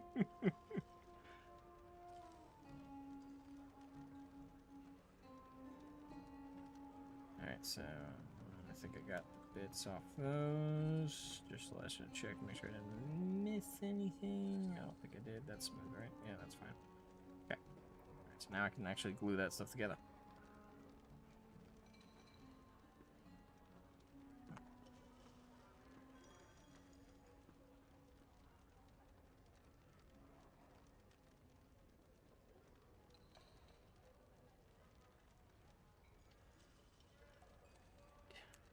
Come on, just smooth out. Yeah, you pay 250 to 300 euro for full army, which is great in K47. Yeah, that is way better than 40k. In 40k, you can technically get a full army for that same value of money, but it's not an optimal or... I'll just say, it's just not an optimal army to buy that with. If you want like an actual decent army, it's way more expensive than that. There's way more individual kits you have to buy to really compete. And it is a pain in the ass. Yeah, there we go. That should be plenty smooth. Okay. So, combine now.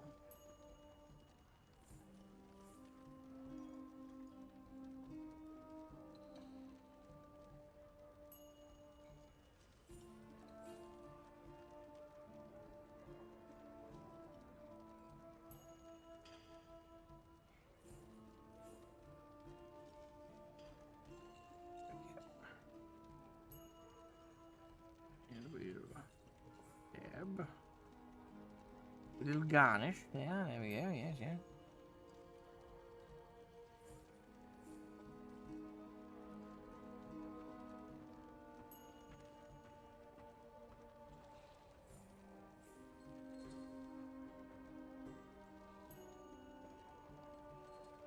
Did you even touch him? tell if it's touching. Alright, set it there. Ooh, ooh. There are some decent models out there for printing and such. Yeah, I would figure. I generally would love to use one-page rules for some KOTOR-themed wargaming. Really? KOTOR? Okay. Interesting. Let's see. K-47 is somehow balanced and unbalanced. It's somehow the most balanced and unbalanced game ever. Even infantry could take on vehicles if they have penetration or shoot into rear of vehicles or have any AT means necessarily like AT grenades and launchers. Okay, basic guys can take 7+ infantry if they roll doubled 6 to wound. You can literally destroy a linebacker walker with medium mortar team. That is like Cadian mortars destroying armature. It definitely makes it so you never have like a broken list. That's for sure. That is one thing I do like about BattleTech. Every mech can be used and used well. It can have purpose, and Irby isn't much on its own. As an ambusher, when backed up with support, it can work. I mean, I would figure, yeah. I think the Irby is fucking hilarious. Karn has done so many memes with them.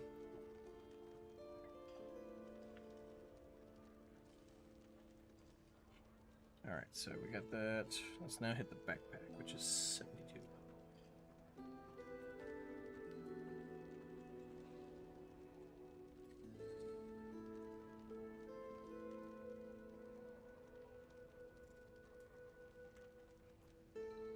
Ba-boom.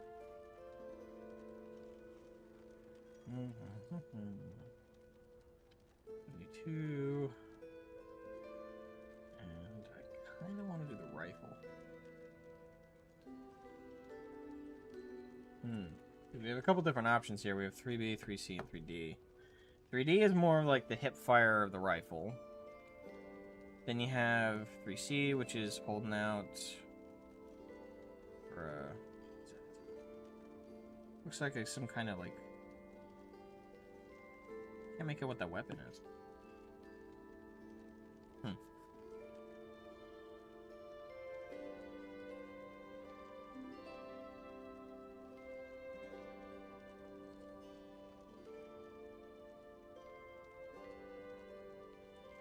Put a nice catapult or archer mech in the back to lob LRMs, lure the enemy to chase you, place some Irbies behind LOS cover to jump out there, then what they do AC 20 to say hi. Okay.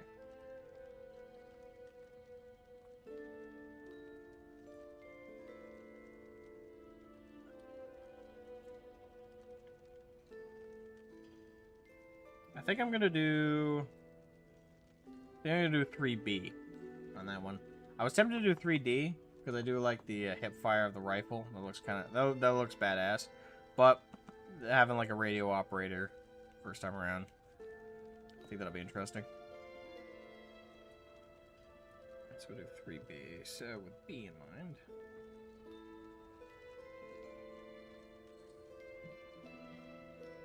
It's 73, 71.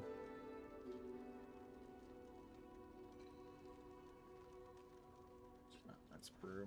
Okay, no, that's brew. Good.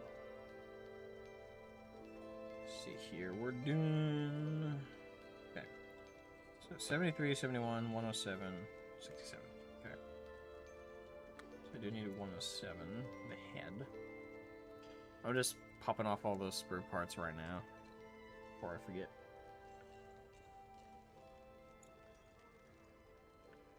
Alright, 107, and then 71, 73.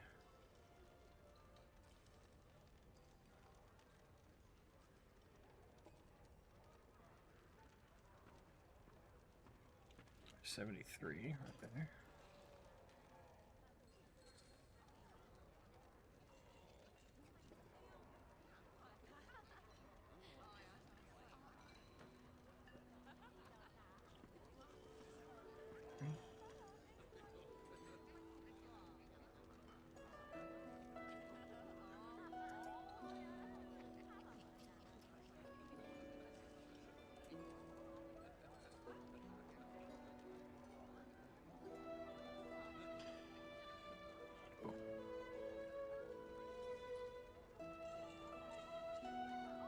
that's all the parts I need outside the gun, which is 67.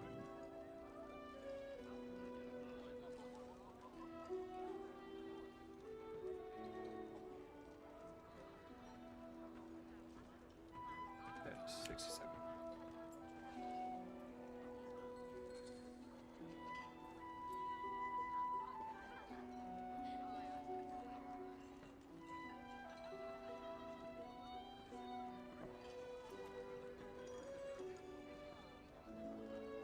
Right now. Okay, so just here. Keep the booze on the feet, sheesh. Come on. Bastard! Get out of there.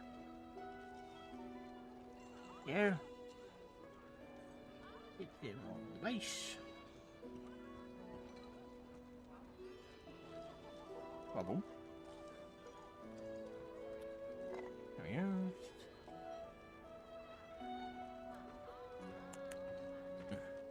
Put a nice catapult or archer mech on the back. Oh, yeah, I think I read that earlier. Someone's got to work the data tethers. That's Omnispecs. Indeed. You always got to have the tech guy. It's always important in every unit to have the sacrificial... I mean, the technical expert that is there for support in combat. Totally is not a living bullet sponge. No. Nah, I'm joking. But yeah, it is actually important to have a unit.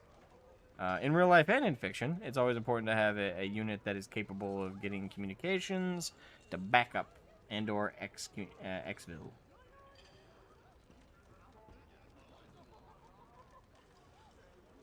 Oh, that's the worst spot.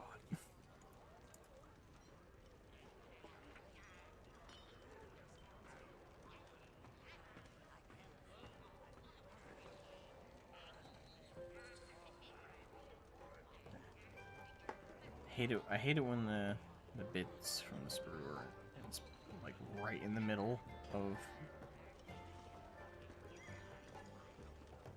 a very visually present component of a bit. Frustrating, for sure. The comms guy always dies in the movie. Always. It's like the rule. Like, hey, you're in charge of communications, correct? Yes, sir. I'll make sure we get messages in and out to HQ. Very, very good. How long does he have? I give him like 3 hours, sir. Yes. What are you talking about? Nothing. You'll be perfectly fine, son. You're doing an honorable profession.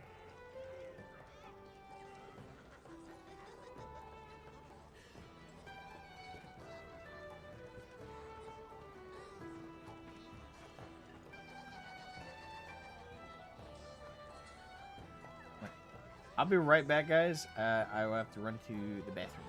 I will be back momentarily.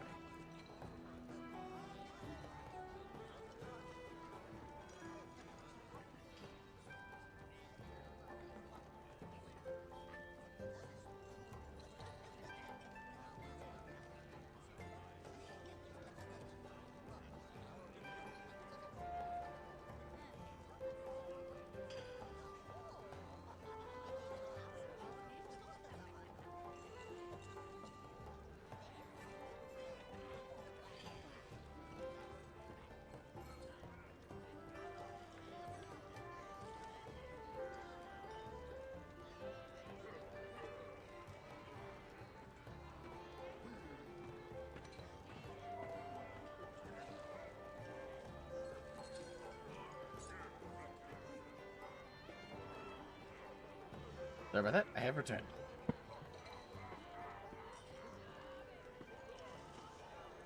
Right, okay.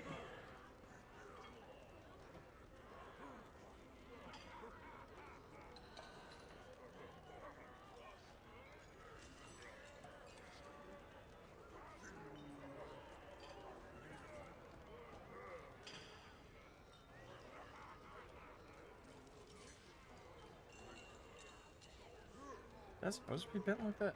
I think it is, but...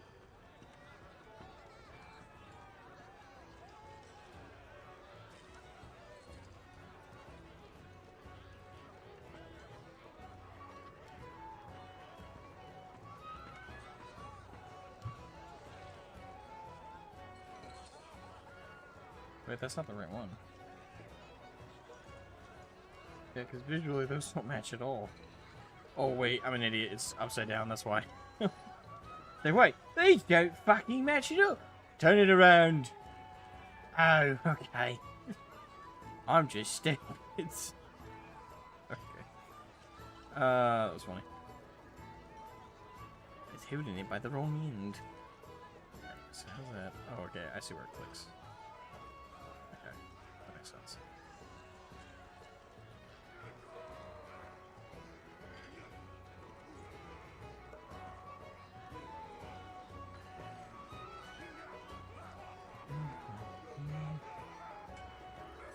Put a fork head on one. I mean, well, actually, I can go check my bits. No, I'm not gonna do that for. That's something you do for like a later set. So are interested into Invasion of America lore book with new Ghost Attack platoon structure for K-47 coming out soon. Yes, if I had the money. My general answer whenever asked a question like that is like, hey, you interested in this new thing coming out for a game you follow? Generally speaking, the answer is yes. But the real question is not really, am I interested? It's really, do I have like the money I can expend on it? And the answer usually, unfortunately, is no.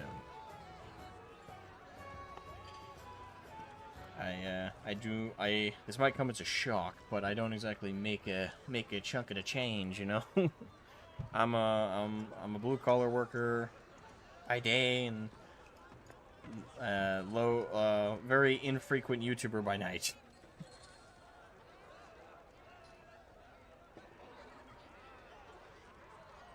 Alright, so I gotta sand that a bit more. Just noticed the nubs are on the side are still kind of scratchy.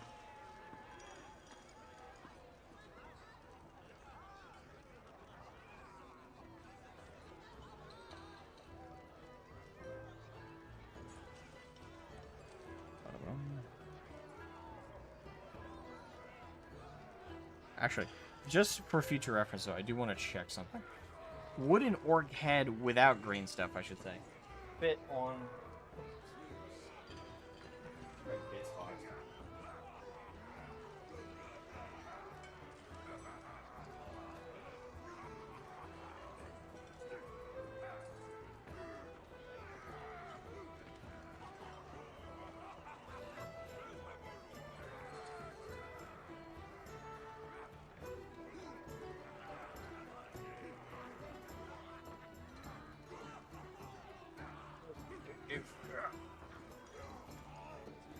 So if I open up my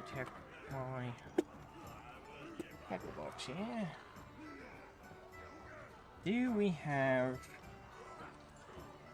an orc head?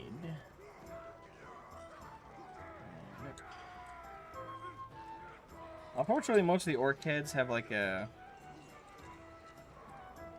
there it is, like a divot on the back, because they connect to the body is what creates the neck protrusion. The head just connects to it. Which normally isn't a problem, but like I would definitely need to make like at least a ball of green stuff and like connect it. It would look very derpy. I will say that. Like that would look incredibly derpy though. Even if I made a green stuff protrusion, that would actually look very, very funny. But yeah, no.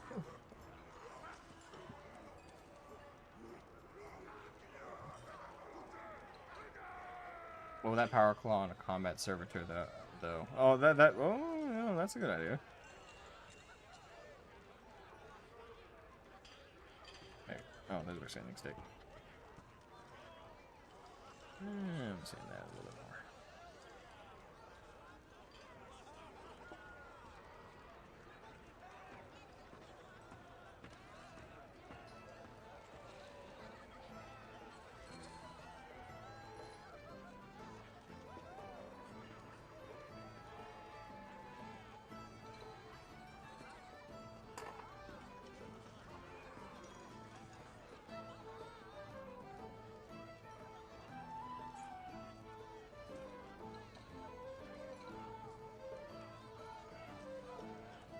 as the honeycombs go. It's work, but it's worth it. For a quality end product.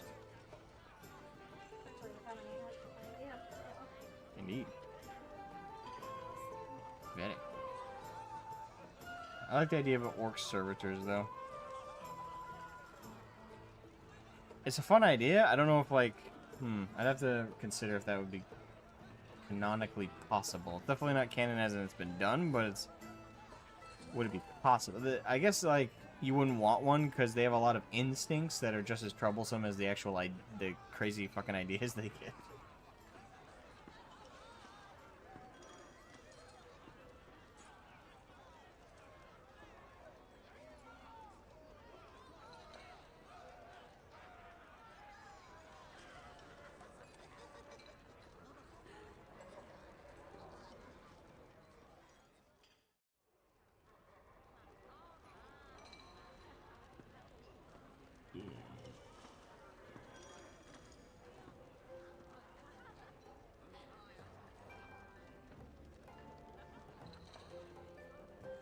I hate it when the really small parts have like a little bit of sprue stuff left over.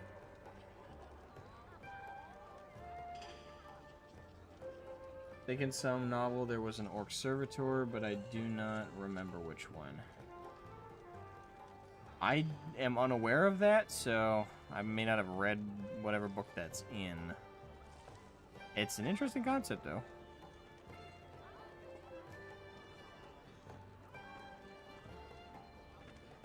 Sounds temperamental as all hell, but interesting, if nothing else.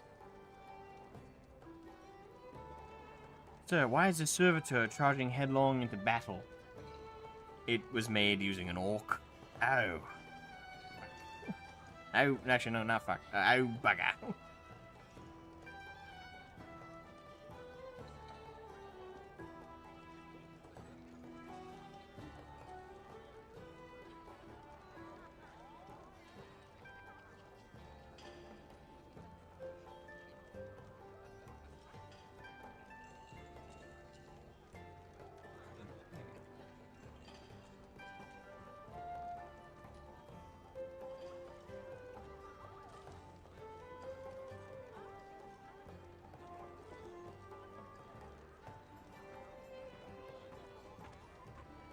Where's the really awkward bits there?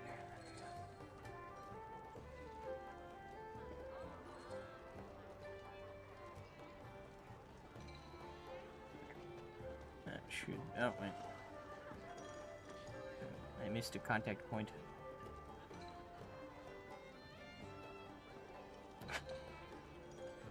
There you go. There. Double check that.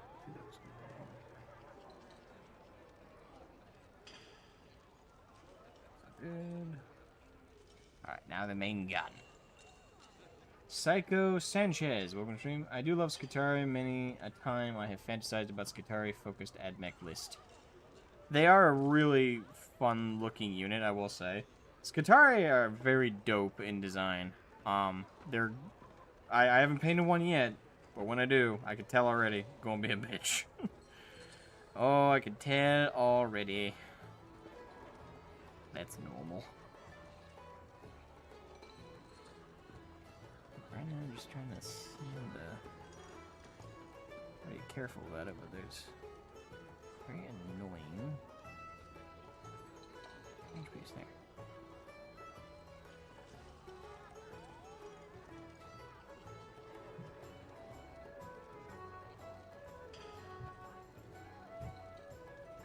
Why are you protruding so much?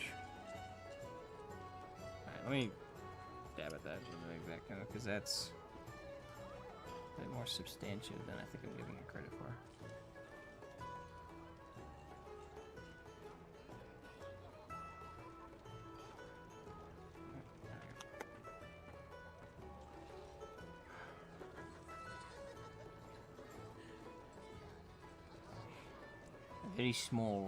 A very small mini to need sub-assemblies to paint. Yeah, I will say this, I don't do sub-assembly for basic infantry. These guys are getting painted in full construction. That it's going to make it even harder, but it's just, especially with how much you have to work with for infantry, it's not, I won't say it's never, but it's near never worth it to do it in subassembly unless you're really determined to make them look like extra good. For me, infantry, I want them to look as good as possible, but I save a subassembly for the big stuff, like HQs, mechs, vehicles. That's all done in subassembly, especially if I'm doing a Primarch model. Like whether it's Chaos or it's Loyalist, doesn't matter. If it's a Primarch model, that bitch is not being done in one piece. That is being done in like 7 or 8. In fact, I know if you check the streams on the channel, if you go back far enough, I did streams where I worked on, I got commissioned to do Conrad Kurz by a friend of the channel. He got commissioned to do that one. That was actually a really fun project. Yeah, but basic infantry like the Skitarii, even though the models are detailed enough to technically deserve it, I'm just not doing it in subassembly, especially with how many of them you do. It's just too much. Reminds me of how much of a shame it was that Mechanicus 2 didn't pan out right. Didn't it? Granted, I didn't play it because I didn't finish the first game. But what was wrong with Mechanicus 2? What happened there? Of course. Basic dudes just get the 3-color treatment to establish the uniformity. Exactly. Sometimes I'll go a little bit more than that, just if I'm feeling fancy. But most of the time, pretty much that. You know, you get I get the base texture, get the primary color, and then you get the bits color. And I'll sometimes deviate with that if, again, I'm feeling in the mood. But generally, infantry, it's just real basic shit. Get enough to establish the army uniformity, and you're all good. Alright, so let's see. I think I trimmed off all the vents. So, we're good to actually do the construction here. Okay. So, I will start by putting on the backpack I should have put on earlier. Yeah, characters get the most, and elite units of vehicles get the extra, but not the most. I mean, yeah, I agree. I mean, hold on.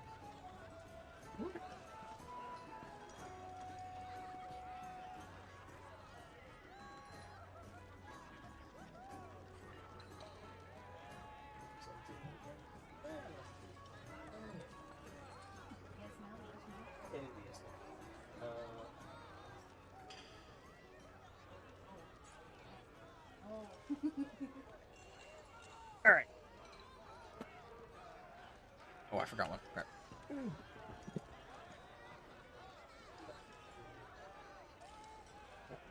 Alright, so to kind of make that point, this isn't the, I don't have a basic infantry to use off the shelf, but for comparison, this is a more, quote-unquote, more simple model, because it's a smaller scale. Granted, it's an HQ, so it has more detail than basic, but, you know, basic, adjust the focus here. Yeah, so, right there, more simplistic unit gets, you know, this kind of covering, or this kind of level of detail. But then when you do like a big unit, voila, that's when you go crazy. That's when you go and do the nutso details. So you have like the blood effects, the energy, the metallic fade, do like the little energy eyeball, fiery death, do little horrors on the side, spewing blood. You know, you save the time, effort, and detail for the feature unit. And then, obviously, if you're using an orc example, you know, you have your basic infantry. Got 3 colors. Brown, well, 4 technically. He's got brown, green, purple, black, and actually, I guess 5, because metal bits. Very basic, very simple. Then you got the next unit up, the actual HQ. That's where you mix it up a bit more. You get the purple, you get the metallic, you get the second shade of metallic with the copper.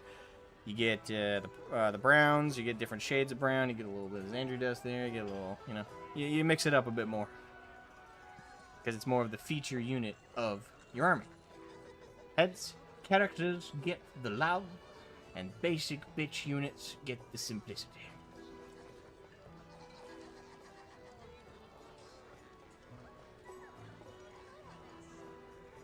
Okay. Hi. Sorry, my girlfriend's behind me.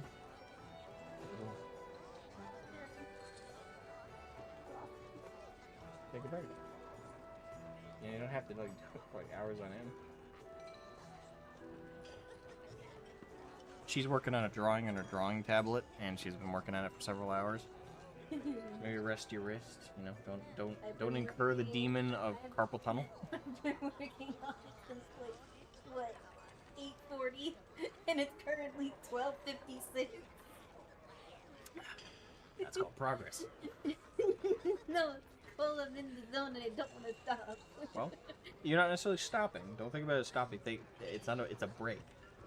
Take 10, 15 to just rest your wrist, chill out, think about what you're going to do next with it. Don't forget about it, don't ignore it, but think about what you're going to do next, let your wrist rest, and all that fun stuff while you're grabbing my arm. It's turn. Okay. Yeah, you're incurring carpal tunnel demon. I do that when I paint. Okay, I have Sauron on the Mauler Fiend. Yeah, that's my idea was the Eye of Corn, but yeah, I guess it's the same general idea. It's like the eye from Lord of the Rings. I know, that's what he said. I have Sauron. That's Sauron. You know what would have been really good? If you placed a little bit of resin on top of it and made it look like an actual dog on top. I didn't have any, and I don't really want to do that now. I'm just letting you know. Yeah. Got you.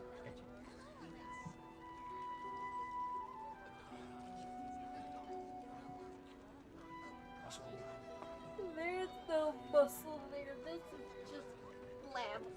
Me? Is she drawing Yowie again? I don't know. Are you drawing Yowie again? Yowie? Karin refused to accept my explanation that your drawing of Jax and the frog character was actually a straight couple. They are a straight couple, pretty much. I'm gonna let you have that argument. Not on my stream, but on the Discord. Feel free to have that argument with him. I'm not hosting the debate. I am not drawing Yowie, or whatever the fuck he said it was.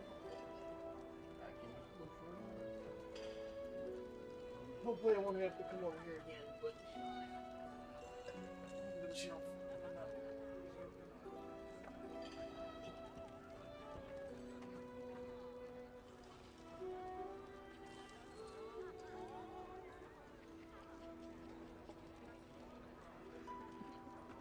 Naughty, whatever that is.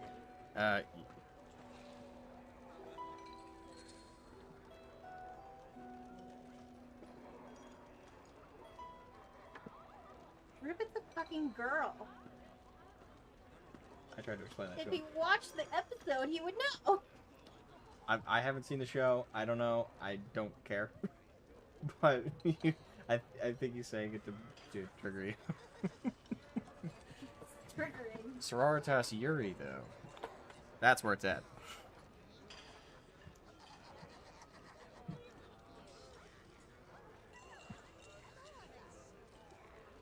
Alright, let me put the backpack on now.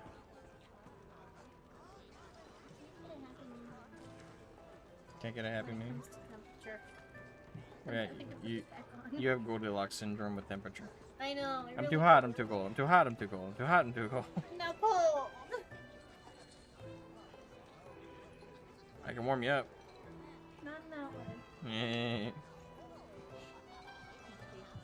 Hello, Lily. Correct. Ribbit is go. Haha. You have one other person here who's seen the show. Yay. They're talking for everybody else who's also like in the middle like me. They're talking about what was it called? Digital Circus. Amazing digital circus. Amazing Digital Circus. Yes.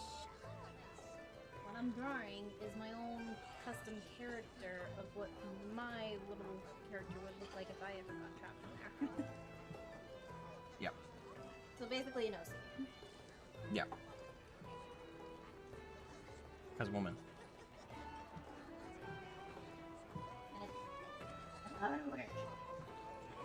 It's a good skill to learn.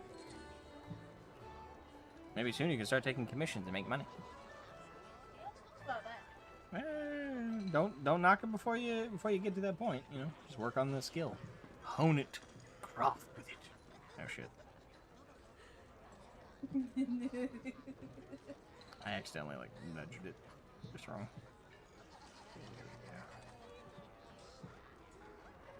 I mean, it looks crooked again. Why is it? Okay, I think that's right.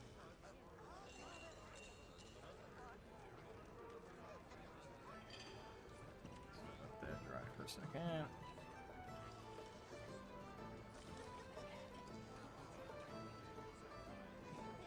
Alright, so I can probably put the head on now. Head on.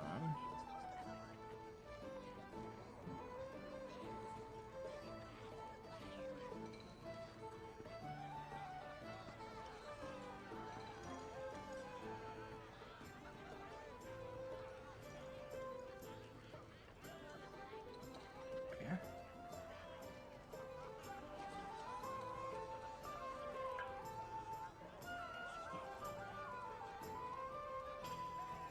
But that's right, said it. Hey, my favorite redneck Dorn Viking. How are you doing, my man? I'm actually not like really. I don't know if you guys have seen my face recently, but I don't know. Will my webcam work like this? True Dawn.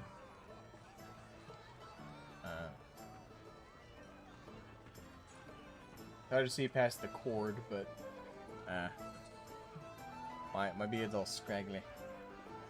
Gotta run through it, a comb through it. But I also like shaved my head recently, so that's growing back slowly. Your hair grows back faster than mine. Unfortunately, especially during the summertime, where I would like it to keep it short. I have the reverse Asmongold problem. My hair won't stop growing and filling out. Nice one.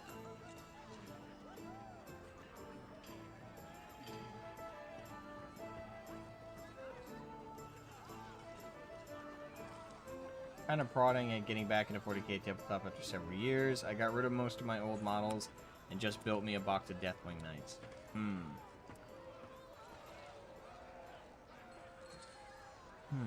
It depends on like what you're really seeking if you get back into it. Right now, this is my personal opinion, but 11th edition isn't the best. But it's I haven't played much, if any of it. I'm mostly basing that on what I've heard from my friends, which is the combination of good and bad. I've heard good as in it's 10th but better. Most of them have in some version described it as like 10.5. So it's better than the prior edition, but that's not saying much because 10th edition was probably the worst we've had in years. It was really, really bad from beginning to end. Like 9th edition was bad too at the beginning, but they cleaned it up by the very end, and then we immediately got smacked in the face with 10th edition. So I would say 11th is it's better to get into it now than it would have been to get into it during 10th. That's my basic understanding. But it depends, again, it depends on what you're interested in getting back into 40k for. If you're going back in to play the tabletop game, it could be worse, I guess. It could be worse than it is right now, and it might get better. Might. If you're getting into it because you really like to collect the minis, and you like to paint them, and you like to have like a nice shelf piece, then 40k is great right now in terms of quality. In terms of cost, it's horrendously expensive. Especially if you want like a full army of anything, is horrendously expensive right now. But that's not going to get any better. The prices pretty much never drop. They only ever get higher, so it's better to get into it at earliest as possible rather than wait, because it's not going to get better. It's going to get a lot more expensive. If you're into it, if you want to get back into it from a lore standpoint, there's really no bad time to get in. There's just like bad like quality books out there to get access to. Like newer 40k novels generally I don't like. They've been pretty bad the last decade. But like the earlier series of Horus Heresy was really good. You have the Eisenhorn series is still fantastic. I would say the Commissar Kane series is fantastic. Honestly, I would tell most people, hey, where do I start with like novels? People say, oh, start with the Horus Heresy. That's great to start for like setting up the setting and setting up like the overall narrative and the backbone of what 40k lore is built off of. But honestly, if you just want to get people like into the tone of 40k in the 31st millennium from this perspective of humans, you could do a lot worse than Commissar Kane and his series. I would recommend start there. But yeah, from the big point of views there, I guess I could point out. I would say definitely debate on it. Like, if you're going to sit down and commit the time to it, and it is something that you will get fulfillment from, sitting down and assembling minis and painting and playing with them, then yeah, I'd say generally never a bad time to get in. I'm mostly getting back into it to get out of the house. I played like 1 or 2 games early 10th. Okay, so you're into it for the game. You're into it for like the social part. That's still pretty solid, at least speaking anecdotally from my local scene. There's a lot of quality people around where I live, a lot of people who play and have fun and chill. I'd say that's still pretty good. And you will dedicate whole Sundays or Saturdays or whenever they host tournaments. You will dedicate the whole day to actually playing, so it's definitely worth it. There are other people out there who are interested. There's groups that are running, so yeah. If your only hurdle is the minis, you can buy secondhand pretty well. Never buy MSRP from GW. Definitely check out like eBay and other places. You always get like a 10% or 5% off compared to what GW sells them for. Still, it's going to be an arm and a leg if you don't have any minis currently, or if you only have a few. Yeah, there you go. So you already got the friend group established. Really, your only barrier is getting a full army together. Which, again, if you go second hand, you'll find a lot of stuff to pad out an army with. Carter say I'll never stop glazing the Night Lords book. Oh hell no, Warp Fire minis all the way. Yeah, there you go. Oh, local stores. Yeah, there you go. The local stores is great. Especially mine. Mine has like I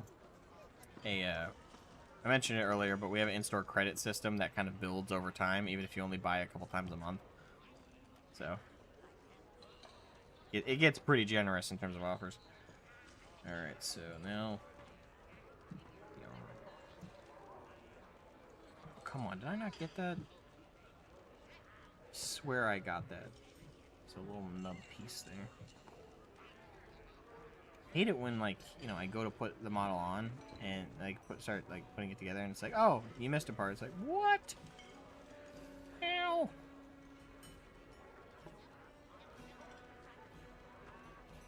Man.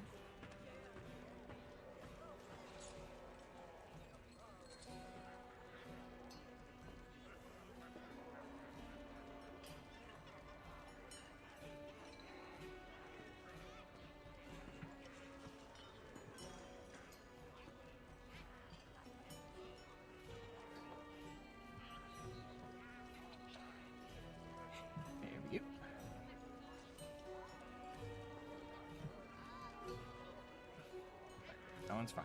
Okay. So, should be good to put that on there. So he's got it over the shoulder.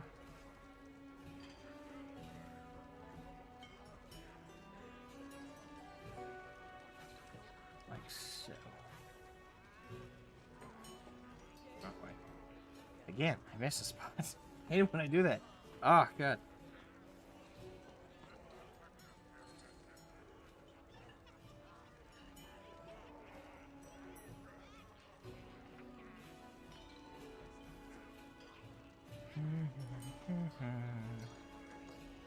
All right. So to kind of help, I think I'm gonna do this. All right, I'm gonna join a voice comms on my Discord, and if any of the buds want to slip in and chat while I work, that way I have like people to. I have both the chat and I have some buds to bounce off of if they want to hop in. Kind of help me like go back and forth a little bit.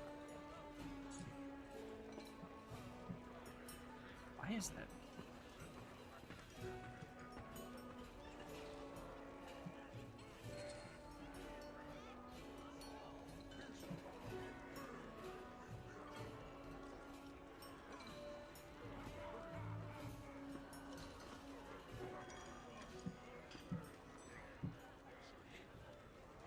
Hey, Lidney.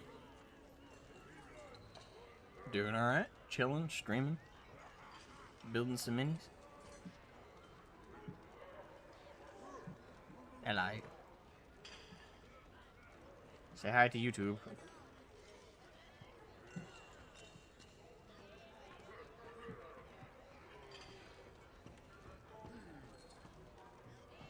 Yeah, this is Ludus, and this is Litany.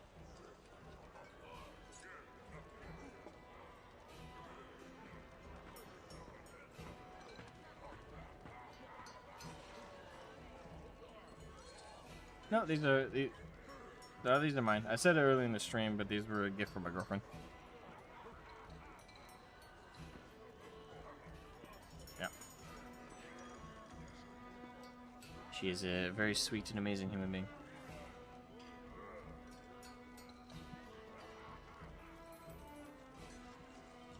I think she'd like that. They were talking about Mecha Chameleon. Huh? What about it? Well, they said, oh, we gotta play that more with her sometime. Yeah, Yeah? a lot of fun. I don't have anybody else to play it with, so Yeah. So, none of my other friends play it because they don't have PC. what, they're lame. Huh? You're lame. We're awesome. Lame. Oh,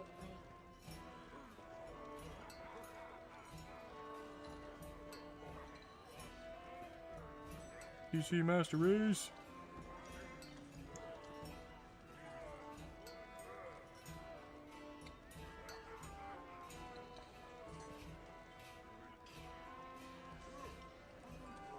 Oh, was it? You have a Steam Deck? Yeah.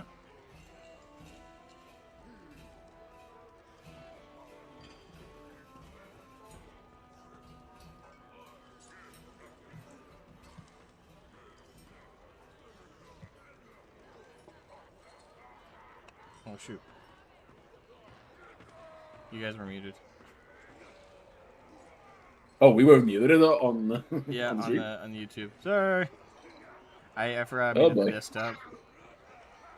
Fair enough. Fair enough. Excellent.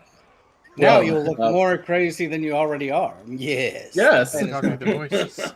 He's talking to the voices. The voices are speaking to you. They tell you to do bad things. Sure. stop going schizo. Never. Exactly.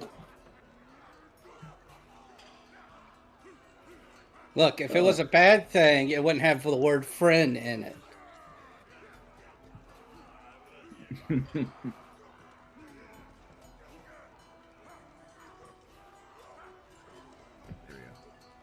That arm did not want to go on. What didn't I want to go on? The arm I was putting on the Skitarii. Okay, okay. Did not want to go on there. That's for sure.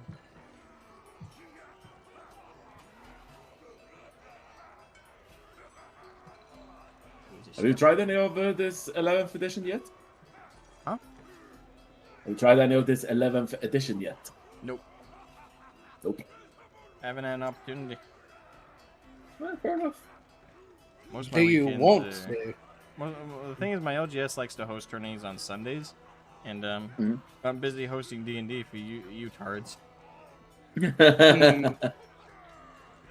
Oh, you're going to be mad at me. Why? Oh no.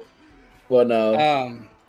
So now remember, I said I live an hour away from work. Yeah. Oh boy. We have a mandatory meeting at work at 1:30. That's only supposed to last like an hour. If it's at 1:30 and you're in the same time zone as me, you're gonna be late. Well, no. So I'm gonna put y'all on my Bluetooth Okay. Okay. and hope to God no one asks me about it. Mm-hmm. I see. Aha, that's where it connects.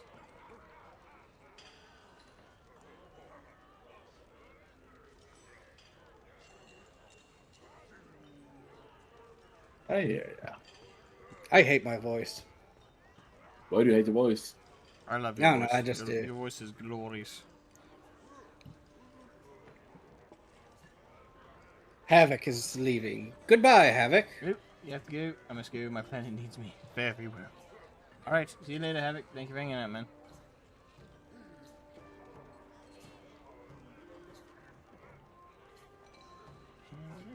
There we go.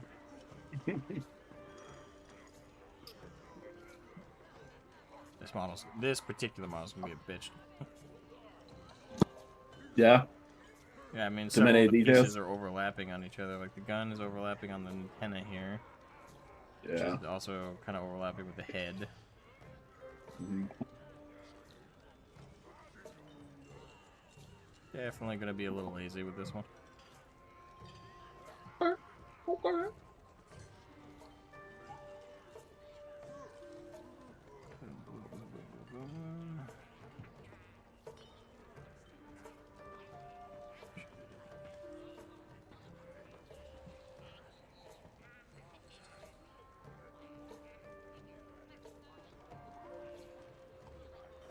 Dab of glue right there.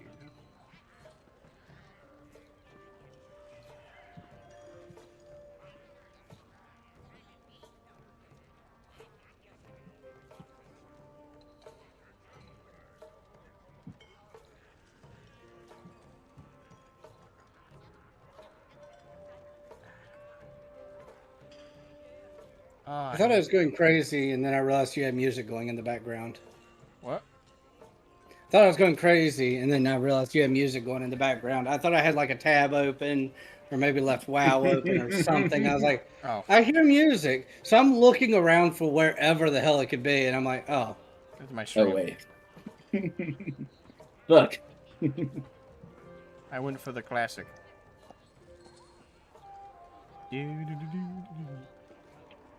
Is it too loud, by the way? I have no idea. Someone earlier said No, it was it's very loud, not. It's not. but pretty good. Oh my god, the arm does not want us.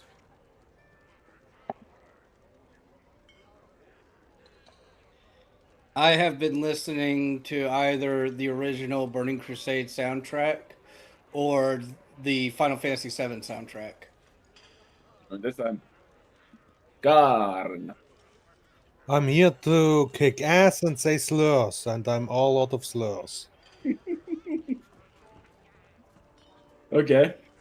Are you here to debate with Asmogan some more? Oh, what was? Also, if the frog being gay, I don't know. Take it up with the creator. The frog isn't. Well, maybe it can, depending on what it is. Dude, the creator said they were about to do something homosexual, so. Depends on if you take It's credence. very hard to in go that. through any, like, body forms of voice actors, since they are supposed to be different kind of genders, apparently.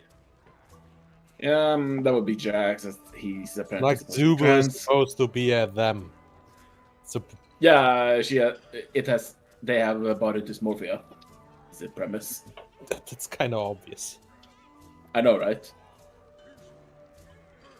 But yeah, the one thing that makes me hesitant to call Jax she is because the show never calls Jax she, even during the epilogue. This is Digital We know. Circus, right? Yeah. Yes. Little Circus, yes. Yeah, admittedly, But I the still only know quote-unquote Jack hint is Hall. the pink room. The pink room is like the only hint about that, apparently. So, So, Asma, watching the entire Digital Circus from start to finish is just over 4 hours. You can 4 do it. hours you will never get back. Hey, I like it. I like the Amazing love it. Digital Circus. Fuck Yeah, yeah. I love it too. And I don't. I mind just it. don't pay attention. I don't pay attention to what the creator says, and I just enjoy the show. Yeah, That's a good policy. That's one show in with a all- lot of In all modern stuff. honesty, I was not expecting to hear anything from the creator. It just happened. yeah. It's again knowledge gained through osmosis. Osmosis. Yeah, like how you know stuff, but you didn't really look for it. Yeah. Oh, look at this kid. I hear the kiddo. Yeah, Y'all that's need my to get up. 3-year-old. What the fuck is this?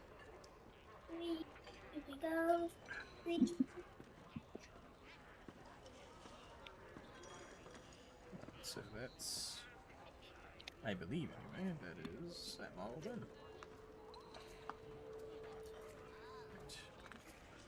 Now to do the next one, 75 and 76. Whoa, what the? Asmo, Hmm. you up to some Age of Empires later? Yeah. If I joined you all for that, I need to at last give it a try at some point. Yeah, so we're happily.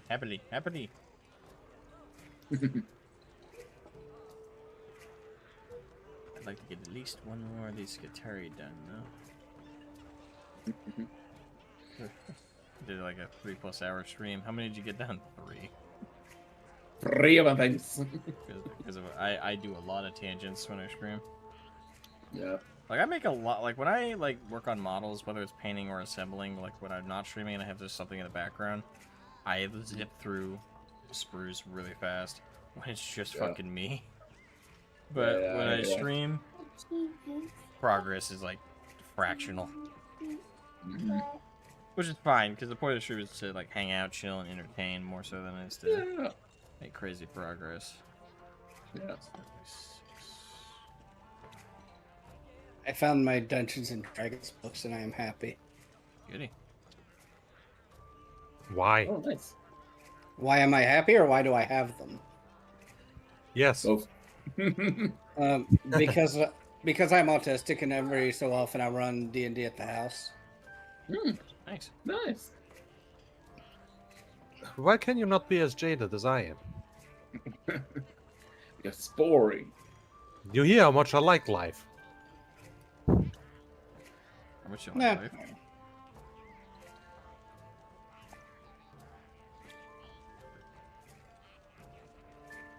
I think what he said was in German, "Go touch grass."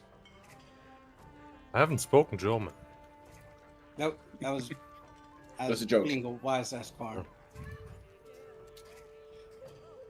Oh shit! I forgot you're German. You don't have a sense of humor. I do. It's not the laughing matter, my dude. German humor. Oh, right, No right. laughing matter. Oh, here's the- German humor, not stream appropriate. Checks out. Checks out. German humor. It leaves you very gassy. Oh boy. Bruce, you know what we did to your people. Fuck. Fuck me.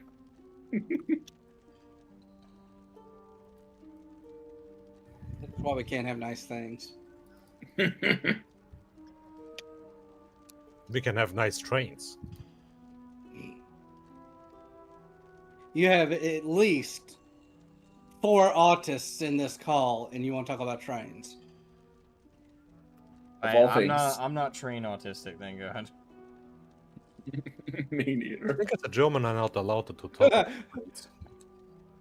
I love how no one called out the fact that I just called everyone in this call autistic. Well, you're And then correct. it's like- Well, you're right. What are we supposed to be upset about? Oh no, Ludus, you're wrong. That'd be a lie. It'd be a dirty lie. Is it just me or is every train level in every video game fantastic? We have found our train Um, autist. Yeah, indeed we have. But yeah, I weird thing to mention maybe, but I had a classmate back in the day when I was in school who was not train autistic, not video game autistic. He was street lamp autistic. Street lamp. street lamps. That sounds like the time I got so drunk I didn't know what street lamps were. What the hell is street lamp autistic? Lampenfieber. You know, when you're autistically obsessed and enthralled by the sight of street lamps.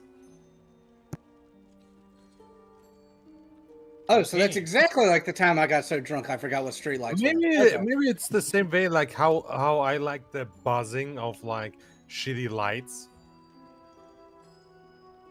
Kind of, sort of, not really. He was like in tune with the whole idea of this is this name of this particular lamp, what its origin, the kind of person who made it to begin with, yada yada. You know what? Good for him. Good for him. He even made it. He even made a DVD out of it and shared it with the whole class. Boy, that reminds me. In school, we were forced to make a documentary video. About what? I'm afraid. About what? Whatever. And they kind For of some reason, my friends and I decided to make it about bees. And we were very lucky because we found two like bees beefing with each other. One actually stabbed the other. So they both died? We had bee murder on tape.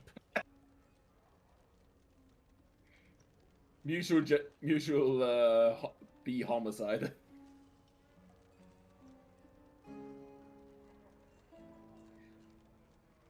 I think we just decided on bees because bees were everywhere this summer. And now they're nowhere. Oh no. For anyone watching the stream or the VOD who is curious, yes, these are our normal conversations. Yes. Yep. I mean, if we don't talk about things you shouldn't talk about.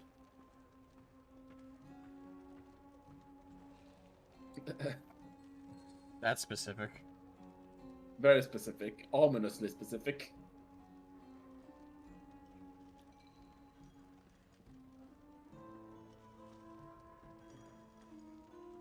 I think we got a good grade for that.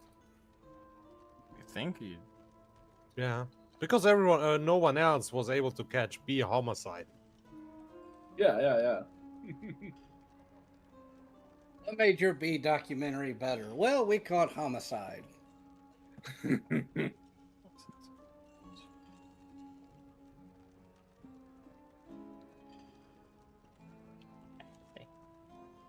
It was really popular with the kids. And to be fair, did you ever see bees fight each other?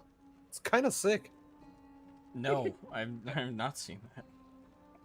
I can say that with supreme confidence. It's like watching Dragon Ball. What? They attack each other mid-fight. Mid-flight. I believe it. Yeah, that checks out. That checks out, honestly. It's like watching Dragon Ball. Like, you wouldn't expect the amount of energy that can be in that. No one expects the Spanish Beequisition.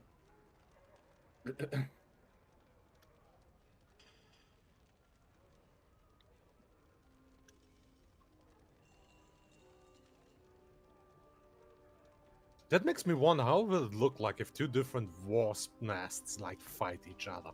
That'd be That's gonna be a war zone. That is gonna be outright war crimes in insect format. That'd be like watching xenomorphs try and kill each other. Oh yeah, that one comic where the red ones were fighting the black ones. Race war. I think it might even be called that. No way they That's call wild. it race war.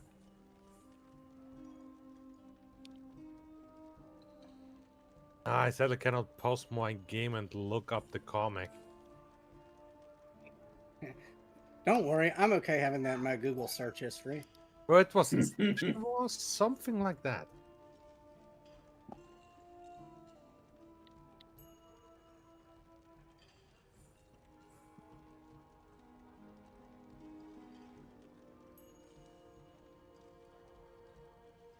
Maybe a part of me just wanted it to be like that. It's called the Xenomorph War. That's kind Close of... enough. That's more fitting, less cool. They should have just called it race war. Well, here's the AI answer, and I love the AI answer because I literally just put Xenomorph Race War in Google. and the Xenomorph Race War, or Civil War, refers to the brutal conflict between the traditional black xenomorphs and a mutated red strain. Yeah. Yeah, there we go.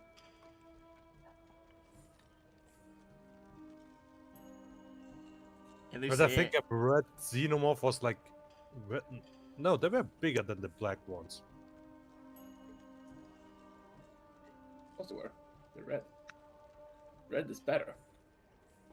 makes things Red go ones faster. get faster. Yeah, I knew that was coming.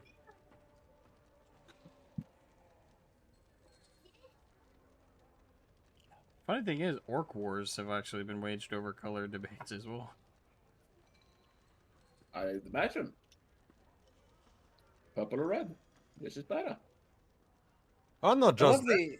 Who is the greenest? Ah, that too. That too. I love the idea that orc technology works for orcs, but no one else. Because it literally shouldn't work because nothing is cohesive. Exactly. Well, there's a little... like most orc technology doesn't work for anyone else. 6-shooter might. I don't believe you, Karn, and I'm going to tell you why I don't believe you. Because nothing else works for anyone I mean, else. the only reason Yarick's Power Claw works so well.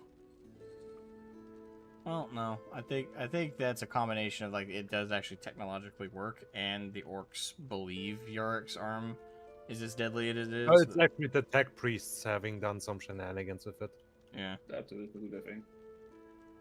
Can you imagine getting that request though? It's like, all right, I need you to make this arm work for me, and they plop down a orc power claw. Are you going to question the old man that managed to beat an orc boss in a 1v1? Nope.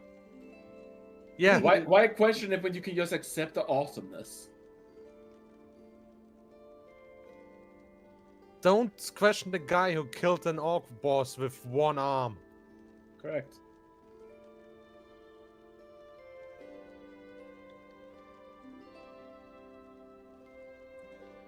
And then for funsies, he just decided to poke out one of his eyes and put a laser in there. Oh no, he lost that one fair as well.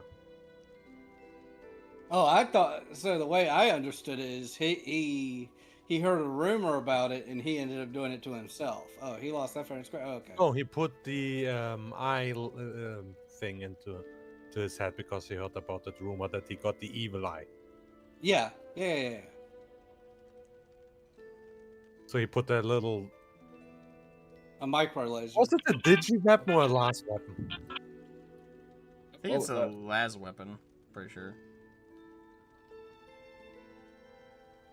Someone's phone went off. Then it will become increasingly hot in his head.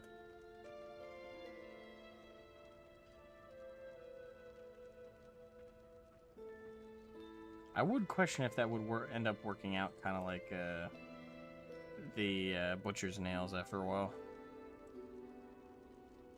I know, because the butcher's nails actually ate away at parts of your brain.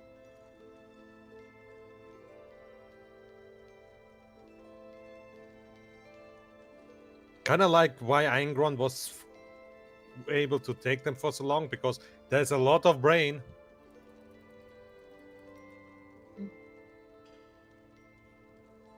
What about Angron? Sorry, I had a phone call. Yeah, I was able to take the butcher's nails rather well because there was a lot of brain.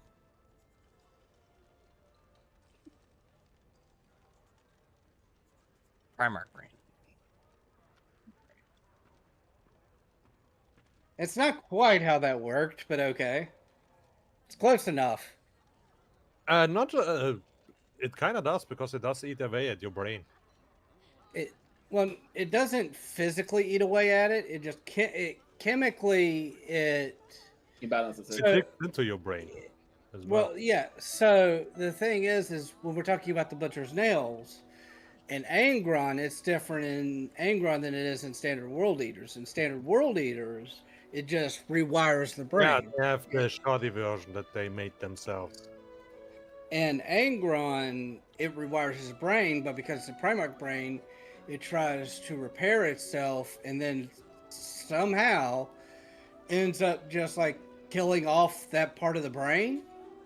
So the butcher's nails dig in and find more. Angron actually had the original type of butcher nails, but the rest of the Legion didn't really know the technology all too well, so they made their own ghetto-ass bootleg version of the butcher's nails. I mean, no matter what, those things suck ass, and the Emperor should have curtailed that shit right immediately, but... Well, he tried, but Russ got his ass kicked.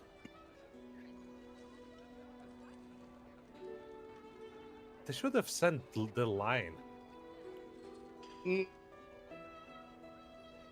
Probably should. Actually, as much as I hate admitting this, the perfect people to curtail this, if they were still loyal, would be the Luna Wolves or the Ultramarines. Yeah. I hate saying that, and everything in my being wants me to be wrong, but just the way they tactically work is almost the perfect counter to Angron, early Angron being lost to the nails. Not late Angron, before, like right before he transforms, but early Angron as he's starting to deteriorate. That would have been the perfect time for the Ultramarines or the Luna Wolves tactically to be able to either kill Angron or... I was going to say, or get him to stop doing that, but no, it would have to be kill Angron, honestly. Eldorado also managed it in a roundabout way, but... It's really hard to tell how centered that is.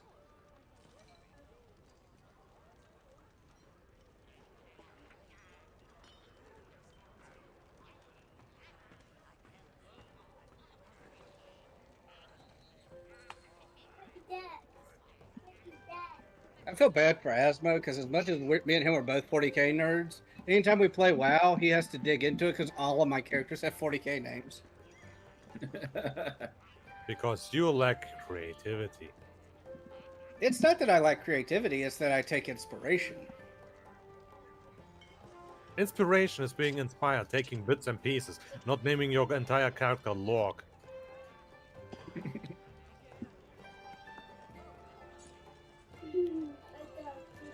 Druid, and I misnamed her, but I'm okay with how I named her. I named her Lotara because she is my favorite character in World Eater's lore. But her and Karn are my two favorites. I understand, me and you will never agree on this, Karn, but her and Karn are my two favorites. Because she has more blood armor than an Ultramarine. But I'm pretty sure that's not why he likes her. But no, it's really not. But the I should have named the druid Sergala. Sergala? It's the leader of the Warhound Titan Legion following the World Eaters and the Shadow Crusade. It's the leader of the pack of all the Warhound Titans, and it was given... Its other name was the Ember Queen, and it plus its sisters were given to the 12th Legion by the 1st. That reminds me, I had the Torn Druid way back in the days. I couldn't think of a name for him, so I called it like, oh fuck, what was it? Thick Nuts. Thick Nuts? Dude, Come on. if we want to talk about, I had a Torn Palette and I named it Haile Geku. Oh, damn. Sorry about that. Thick Nuts the Druid. I liked mine. I liked Haile Geku. Too close to Kuluyaku. Huh? Too close to Kuluyaku. No, Haile Geku. Holy cow in German. Yeah.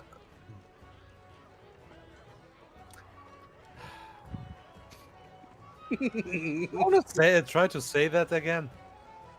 Halegeku. Highly Geku. Yes, that's what I said. Fair enough.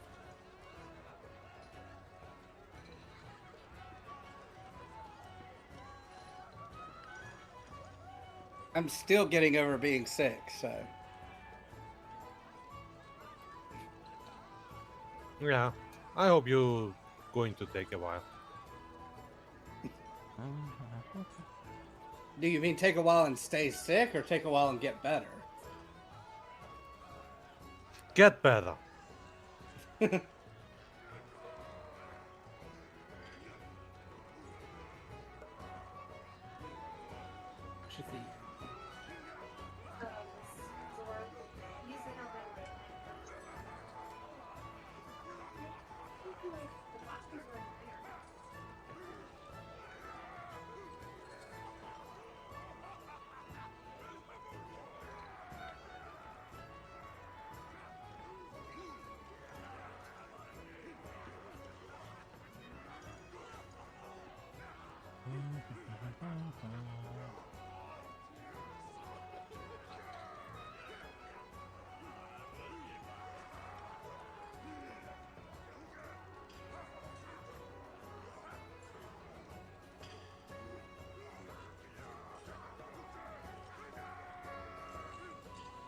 Ugh, I hate the enemies with stealth. Hey, the enemies with stealth. Mm-hmm.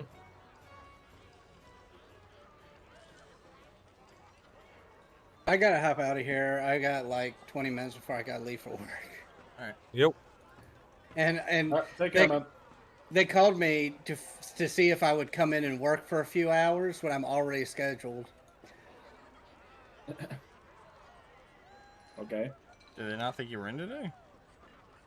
No, they didn't. Oh.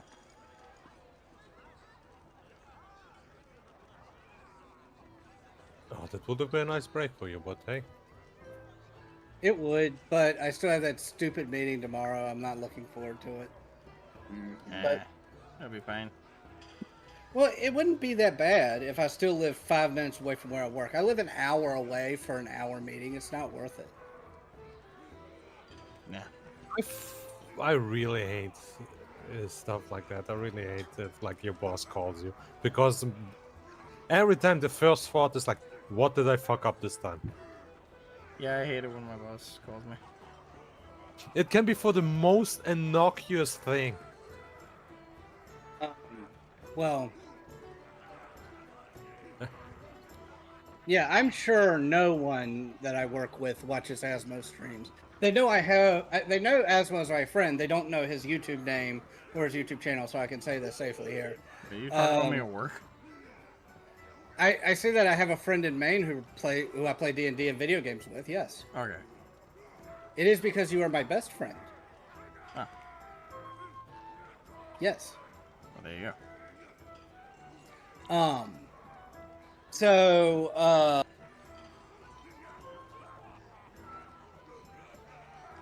Monday, I'm going to start looking around probably for another job. Makes sense. On top of the living an hour away, they're only working me 1 day a week, and I just cannot keep doing that. What the fuck? Why did they employ you in the first place? Well, they were working me regular hours, and then the hours kept getting cut and cut and cut and cut, and now it's like, what the fuck? Yeah, I wouldn't put up with that myself. I'm trying to be patient with it because I really love the people I work for. But on the other hand, driving... I don't know if I told you about last week, did I?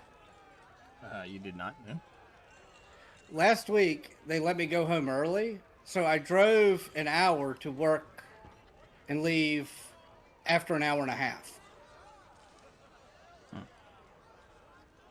I literally, driving took me longer than how long I worked.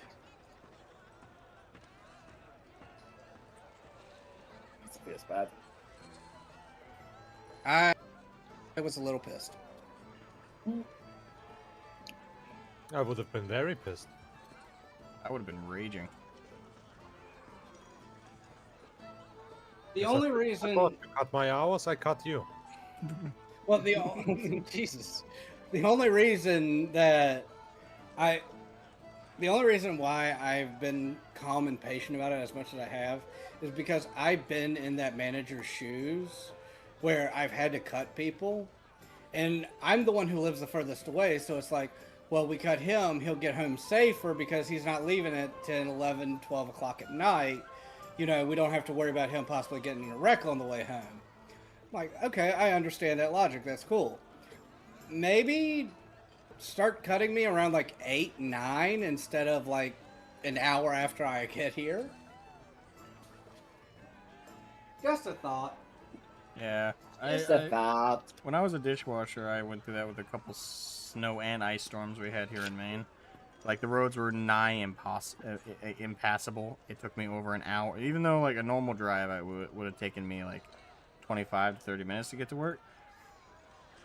Because of those storms, it took me an hour plus, and I knew that, so I left early to get to my job on time. I get to my work, and we have no customers, nothing's going on. And then within 30 minutes of me being back there, prepping for the night, and they're like, hey, we're sending everybody home. It's like, Yeah. I drove all the way the fuck here for 30 minutes of labor. I spent more money on gas to get here than I fucking did to even work. I would be. Oh, that's why in Germany we get something called Kilometergeld. Is how much gasoline you use to drive to your job. You can get back if it's a long trip. Yeah, we don't have that here. Definitely don't have that here. It will be nice. They're trying to get you to gite, and in the state of like ... it is harassment. What? Hey, Pierce. What?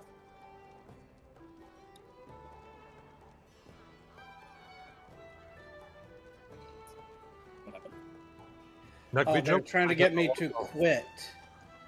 That Caboose is saying that they're trying to get me to quit. Yeah. And I guess he's saying in his state, that would be harassment, I guess. I don't know. If they cut your hours too massively, I think in some states that is considered a harassment. It's not in my state. Not mine either. I wish, but no.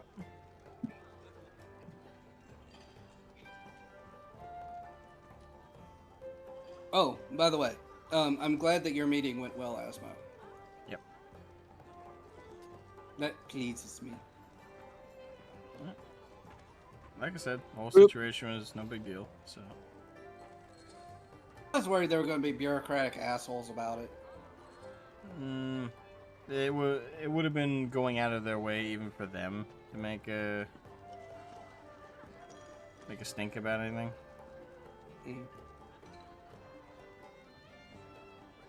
But I'm going to head out of here, spend a couple minutes with my kiddos, and then head into work.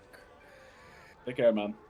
Yeah, y'all have a good one. I'll talk to actually all of y'all tomorrow. Yeah. Yes. See you tomorrow. Indeed. Awesome. Alright, I'm going to. Yeah. Right.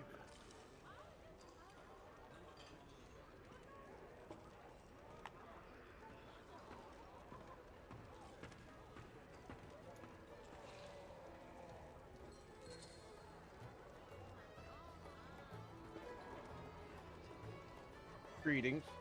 Hey, Caboose. Greetings. Blessings of Blake upon you. Don't you start with me with that Blakist shite. With the highest amount of yield possible. Don't you start with that Blakist stuff on me. Don't you put that mojo. The word of Blake, we only use the most interesting of chemical weapons. And the funniest thing about the entire word of Blake and everything, everybody blames him for all this stuff. Oh, they killed the HPG network, yada yada. No, Comstar did that, not the Blakist. Well, it was a Comstar faction that was close to the Blakist. Oh, except if you're talking about the first clan invasion, then yeah, that was No, after the Jihad, and as we go into the Dark Ages, at the end of the Jihad War, Comstar, the Heralds of Terra, the non-Blakas, puts a virus out into the HPG network and destroys the network. So it was Comstar that they keep did it, fucking not with the the Blakas. HPG. Oh, if you guys wonder what it is, the HPG is in Oh, you Battletech. feel like tuning us in? Thank you. I appreciate it's- your generosity. You've played BattleTech with us before. You know Yeah, what an but HPG network is. I do know that part. I don't know the rest of it. Doesn't know what an HPG network is. He knows hyperdrives. Well, yeah, but what's the difference? The HPG network is for messaging. Ah, so it's like email. Think Yeah, but interstellar instantaneous internet. Nope. Communications across vast swaths of space instantaneously. So technology, everyone in Warhammer would kill for. Quite literally kill for, yeah. With zero danger. Yeah, they would kill for that, alright. Kill for is an understatement. Are you kidding me? The Administratum would fucking... That would be a crusade worthy of, like, fuck the limiting to 10,000 Space Marines, like, if that's on the line, holy shit. The fact that this went on as smoothly as it did is a miracle. Holy crap.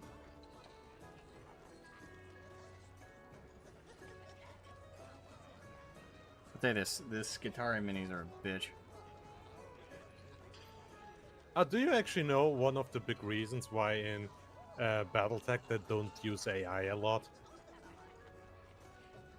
I assumed it was the standard sci-fi setting explanation of, like, at one point humans tried and it went south. No, AI works fantastic. Some of the most deadliest defensives are AI based. Okay. The problem is AI doesn't like faster than light travel. Okay. Since we barely understand it in that universe, and the AI, because of that, also doesn't understand it, the AI starts glitching and becomes kind of schizophrenic, because suddenly a jump happened and it doesn't know how it went from A to B.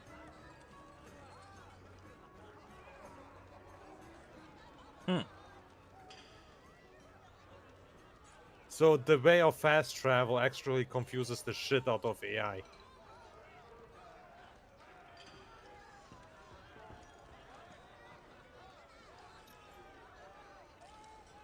But that fast travel is 99.9% safe.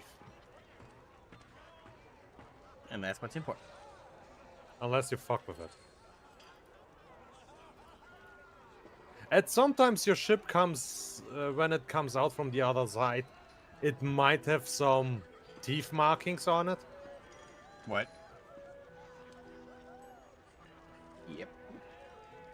Don't worry, no ship got lost during that. So do they have a warp? We don't know. What? Hyperdrives are not very well understood. And they get teeth marks Sometimes. on the ship. And sometimes of Yeah. max inside of the ship. Is that a what inside the ship? The max. Have sometimes you- the max inside the ship. Ever heard of a very, very well-known folktale in BattleTech? Of You're a going to tell certain color of marauder.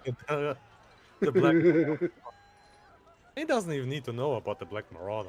Oh god, the Black Marauder is such a fan favorite mech, is because it is a kaiju demon whatever in the shape of a marauder.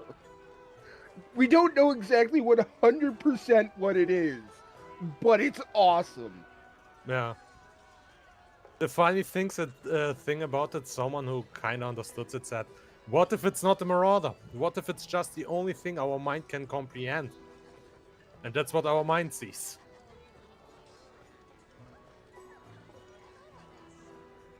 Trippy. But it's just a ghost story. And those bite marks could just be... Maybe the ship just got hit by, like, debris.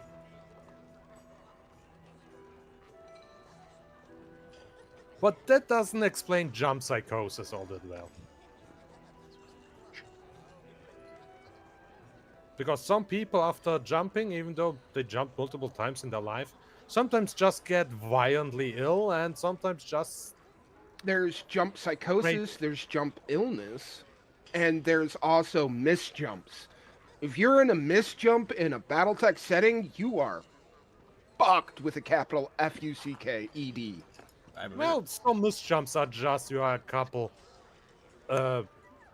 kilometers, miles, space units away from your target.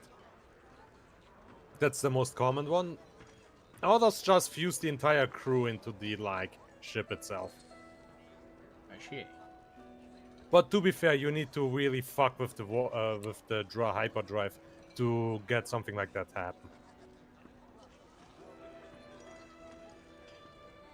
Or have a second jump drive on your ship, because you cannot have a jump drive with another jump drive. For some reason, it fucks with the system.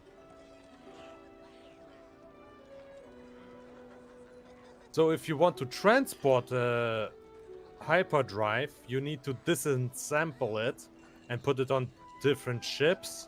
So when they arrive at the system you want, you can put them together.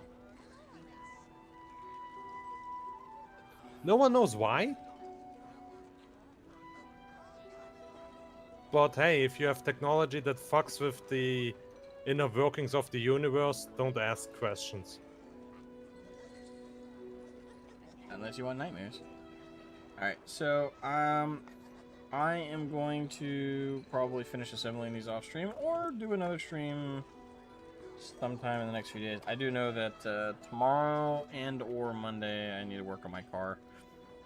Because it needs so much repairs, and I just got the parts the other day, so I'm gonna try it, fix that up. But this is the end of this stream, but we're gonna switch over to AOE, which I'll also stream. So this stream's about to end, but give me like 10-15 minutes, and we'll get the next one up. But yeah, thanks for everybody who tuned in to the assembly stream for the Skitarii. I still got 7 more of them to do, but I'll do that partially off stream or do it all on stream, and then we'll paint them at another point. But anyway, make sure you guys leave a like, subscribe, all that fun stuff, and I will see you guys in, well, for those of you who are interested in AOE or Age of Empires, we'll see you in 10-15 minutes. For those of you who are not, I'll see you next time we work on some more models and or paint some more models. Anyway, you guys all have a great time. Bye-bye.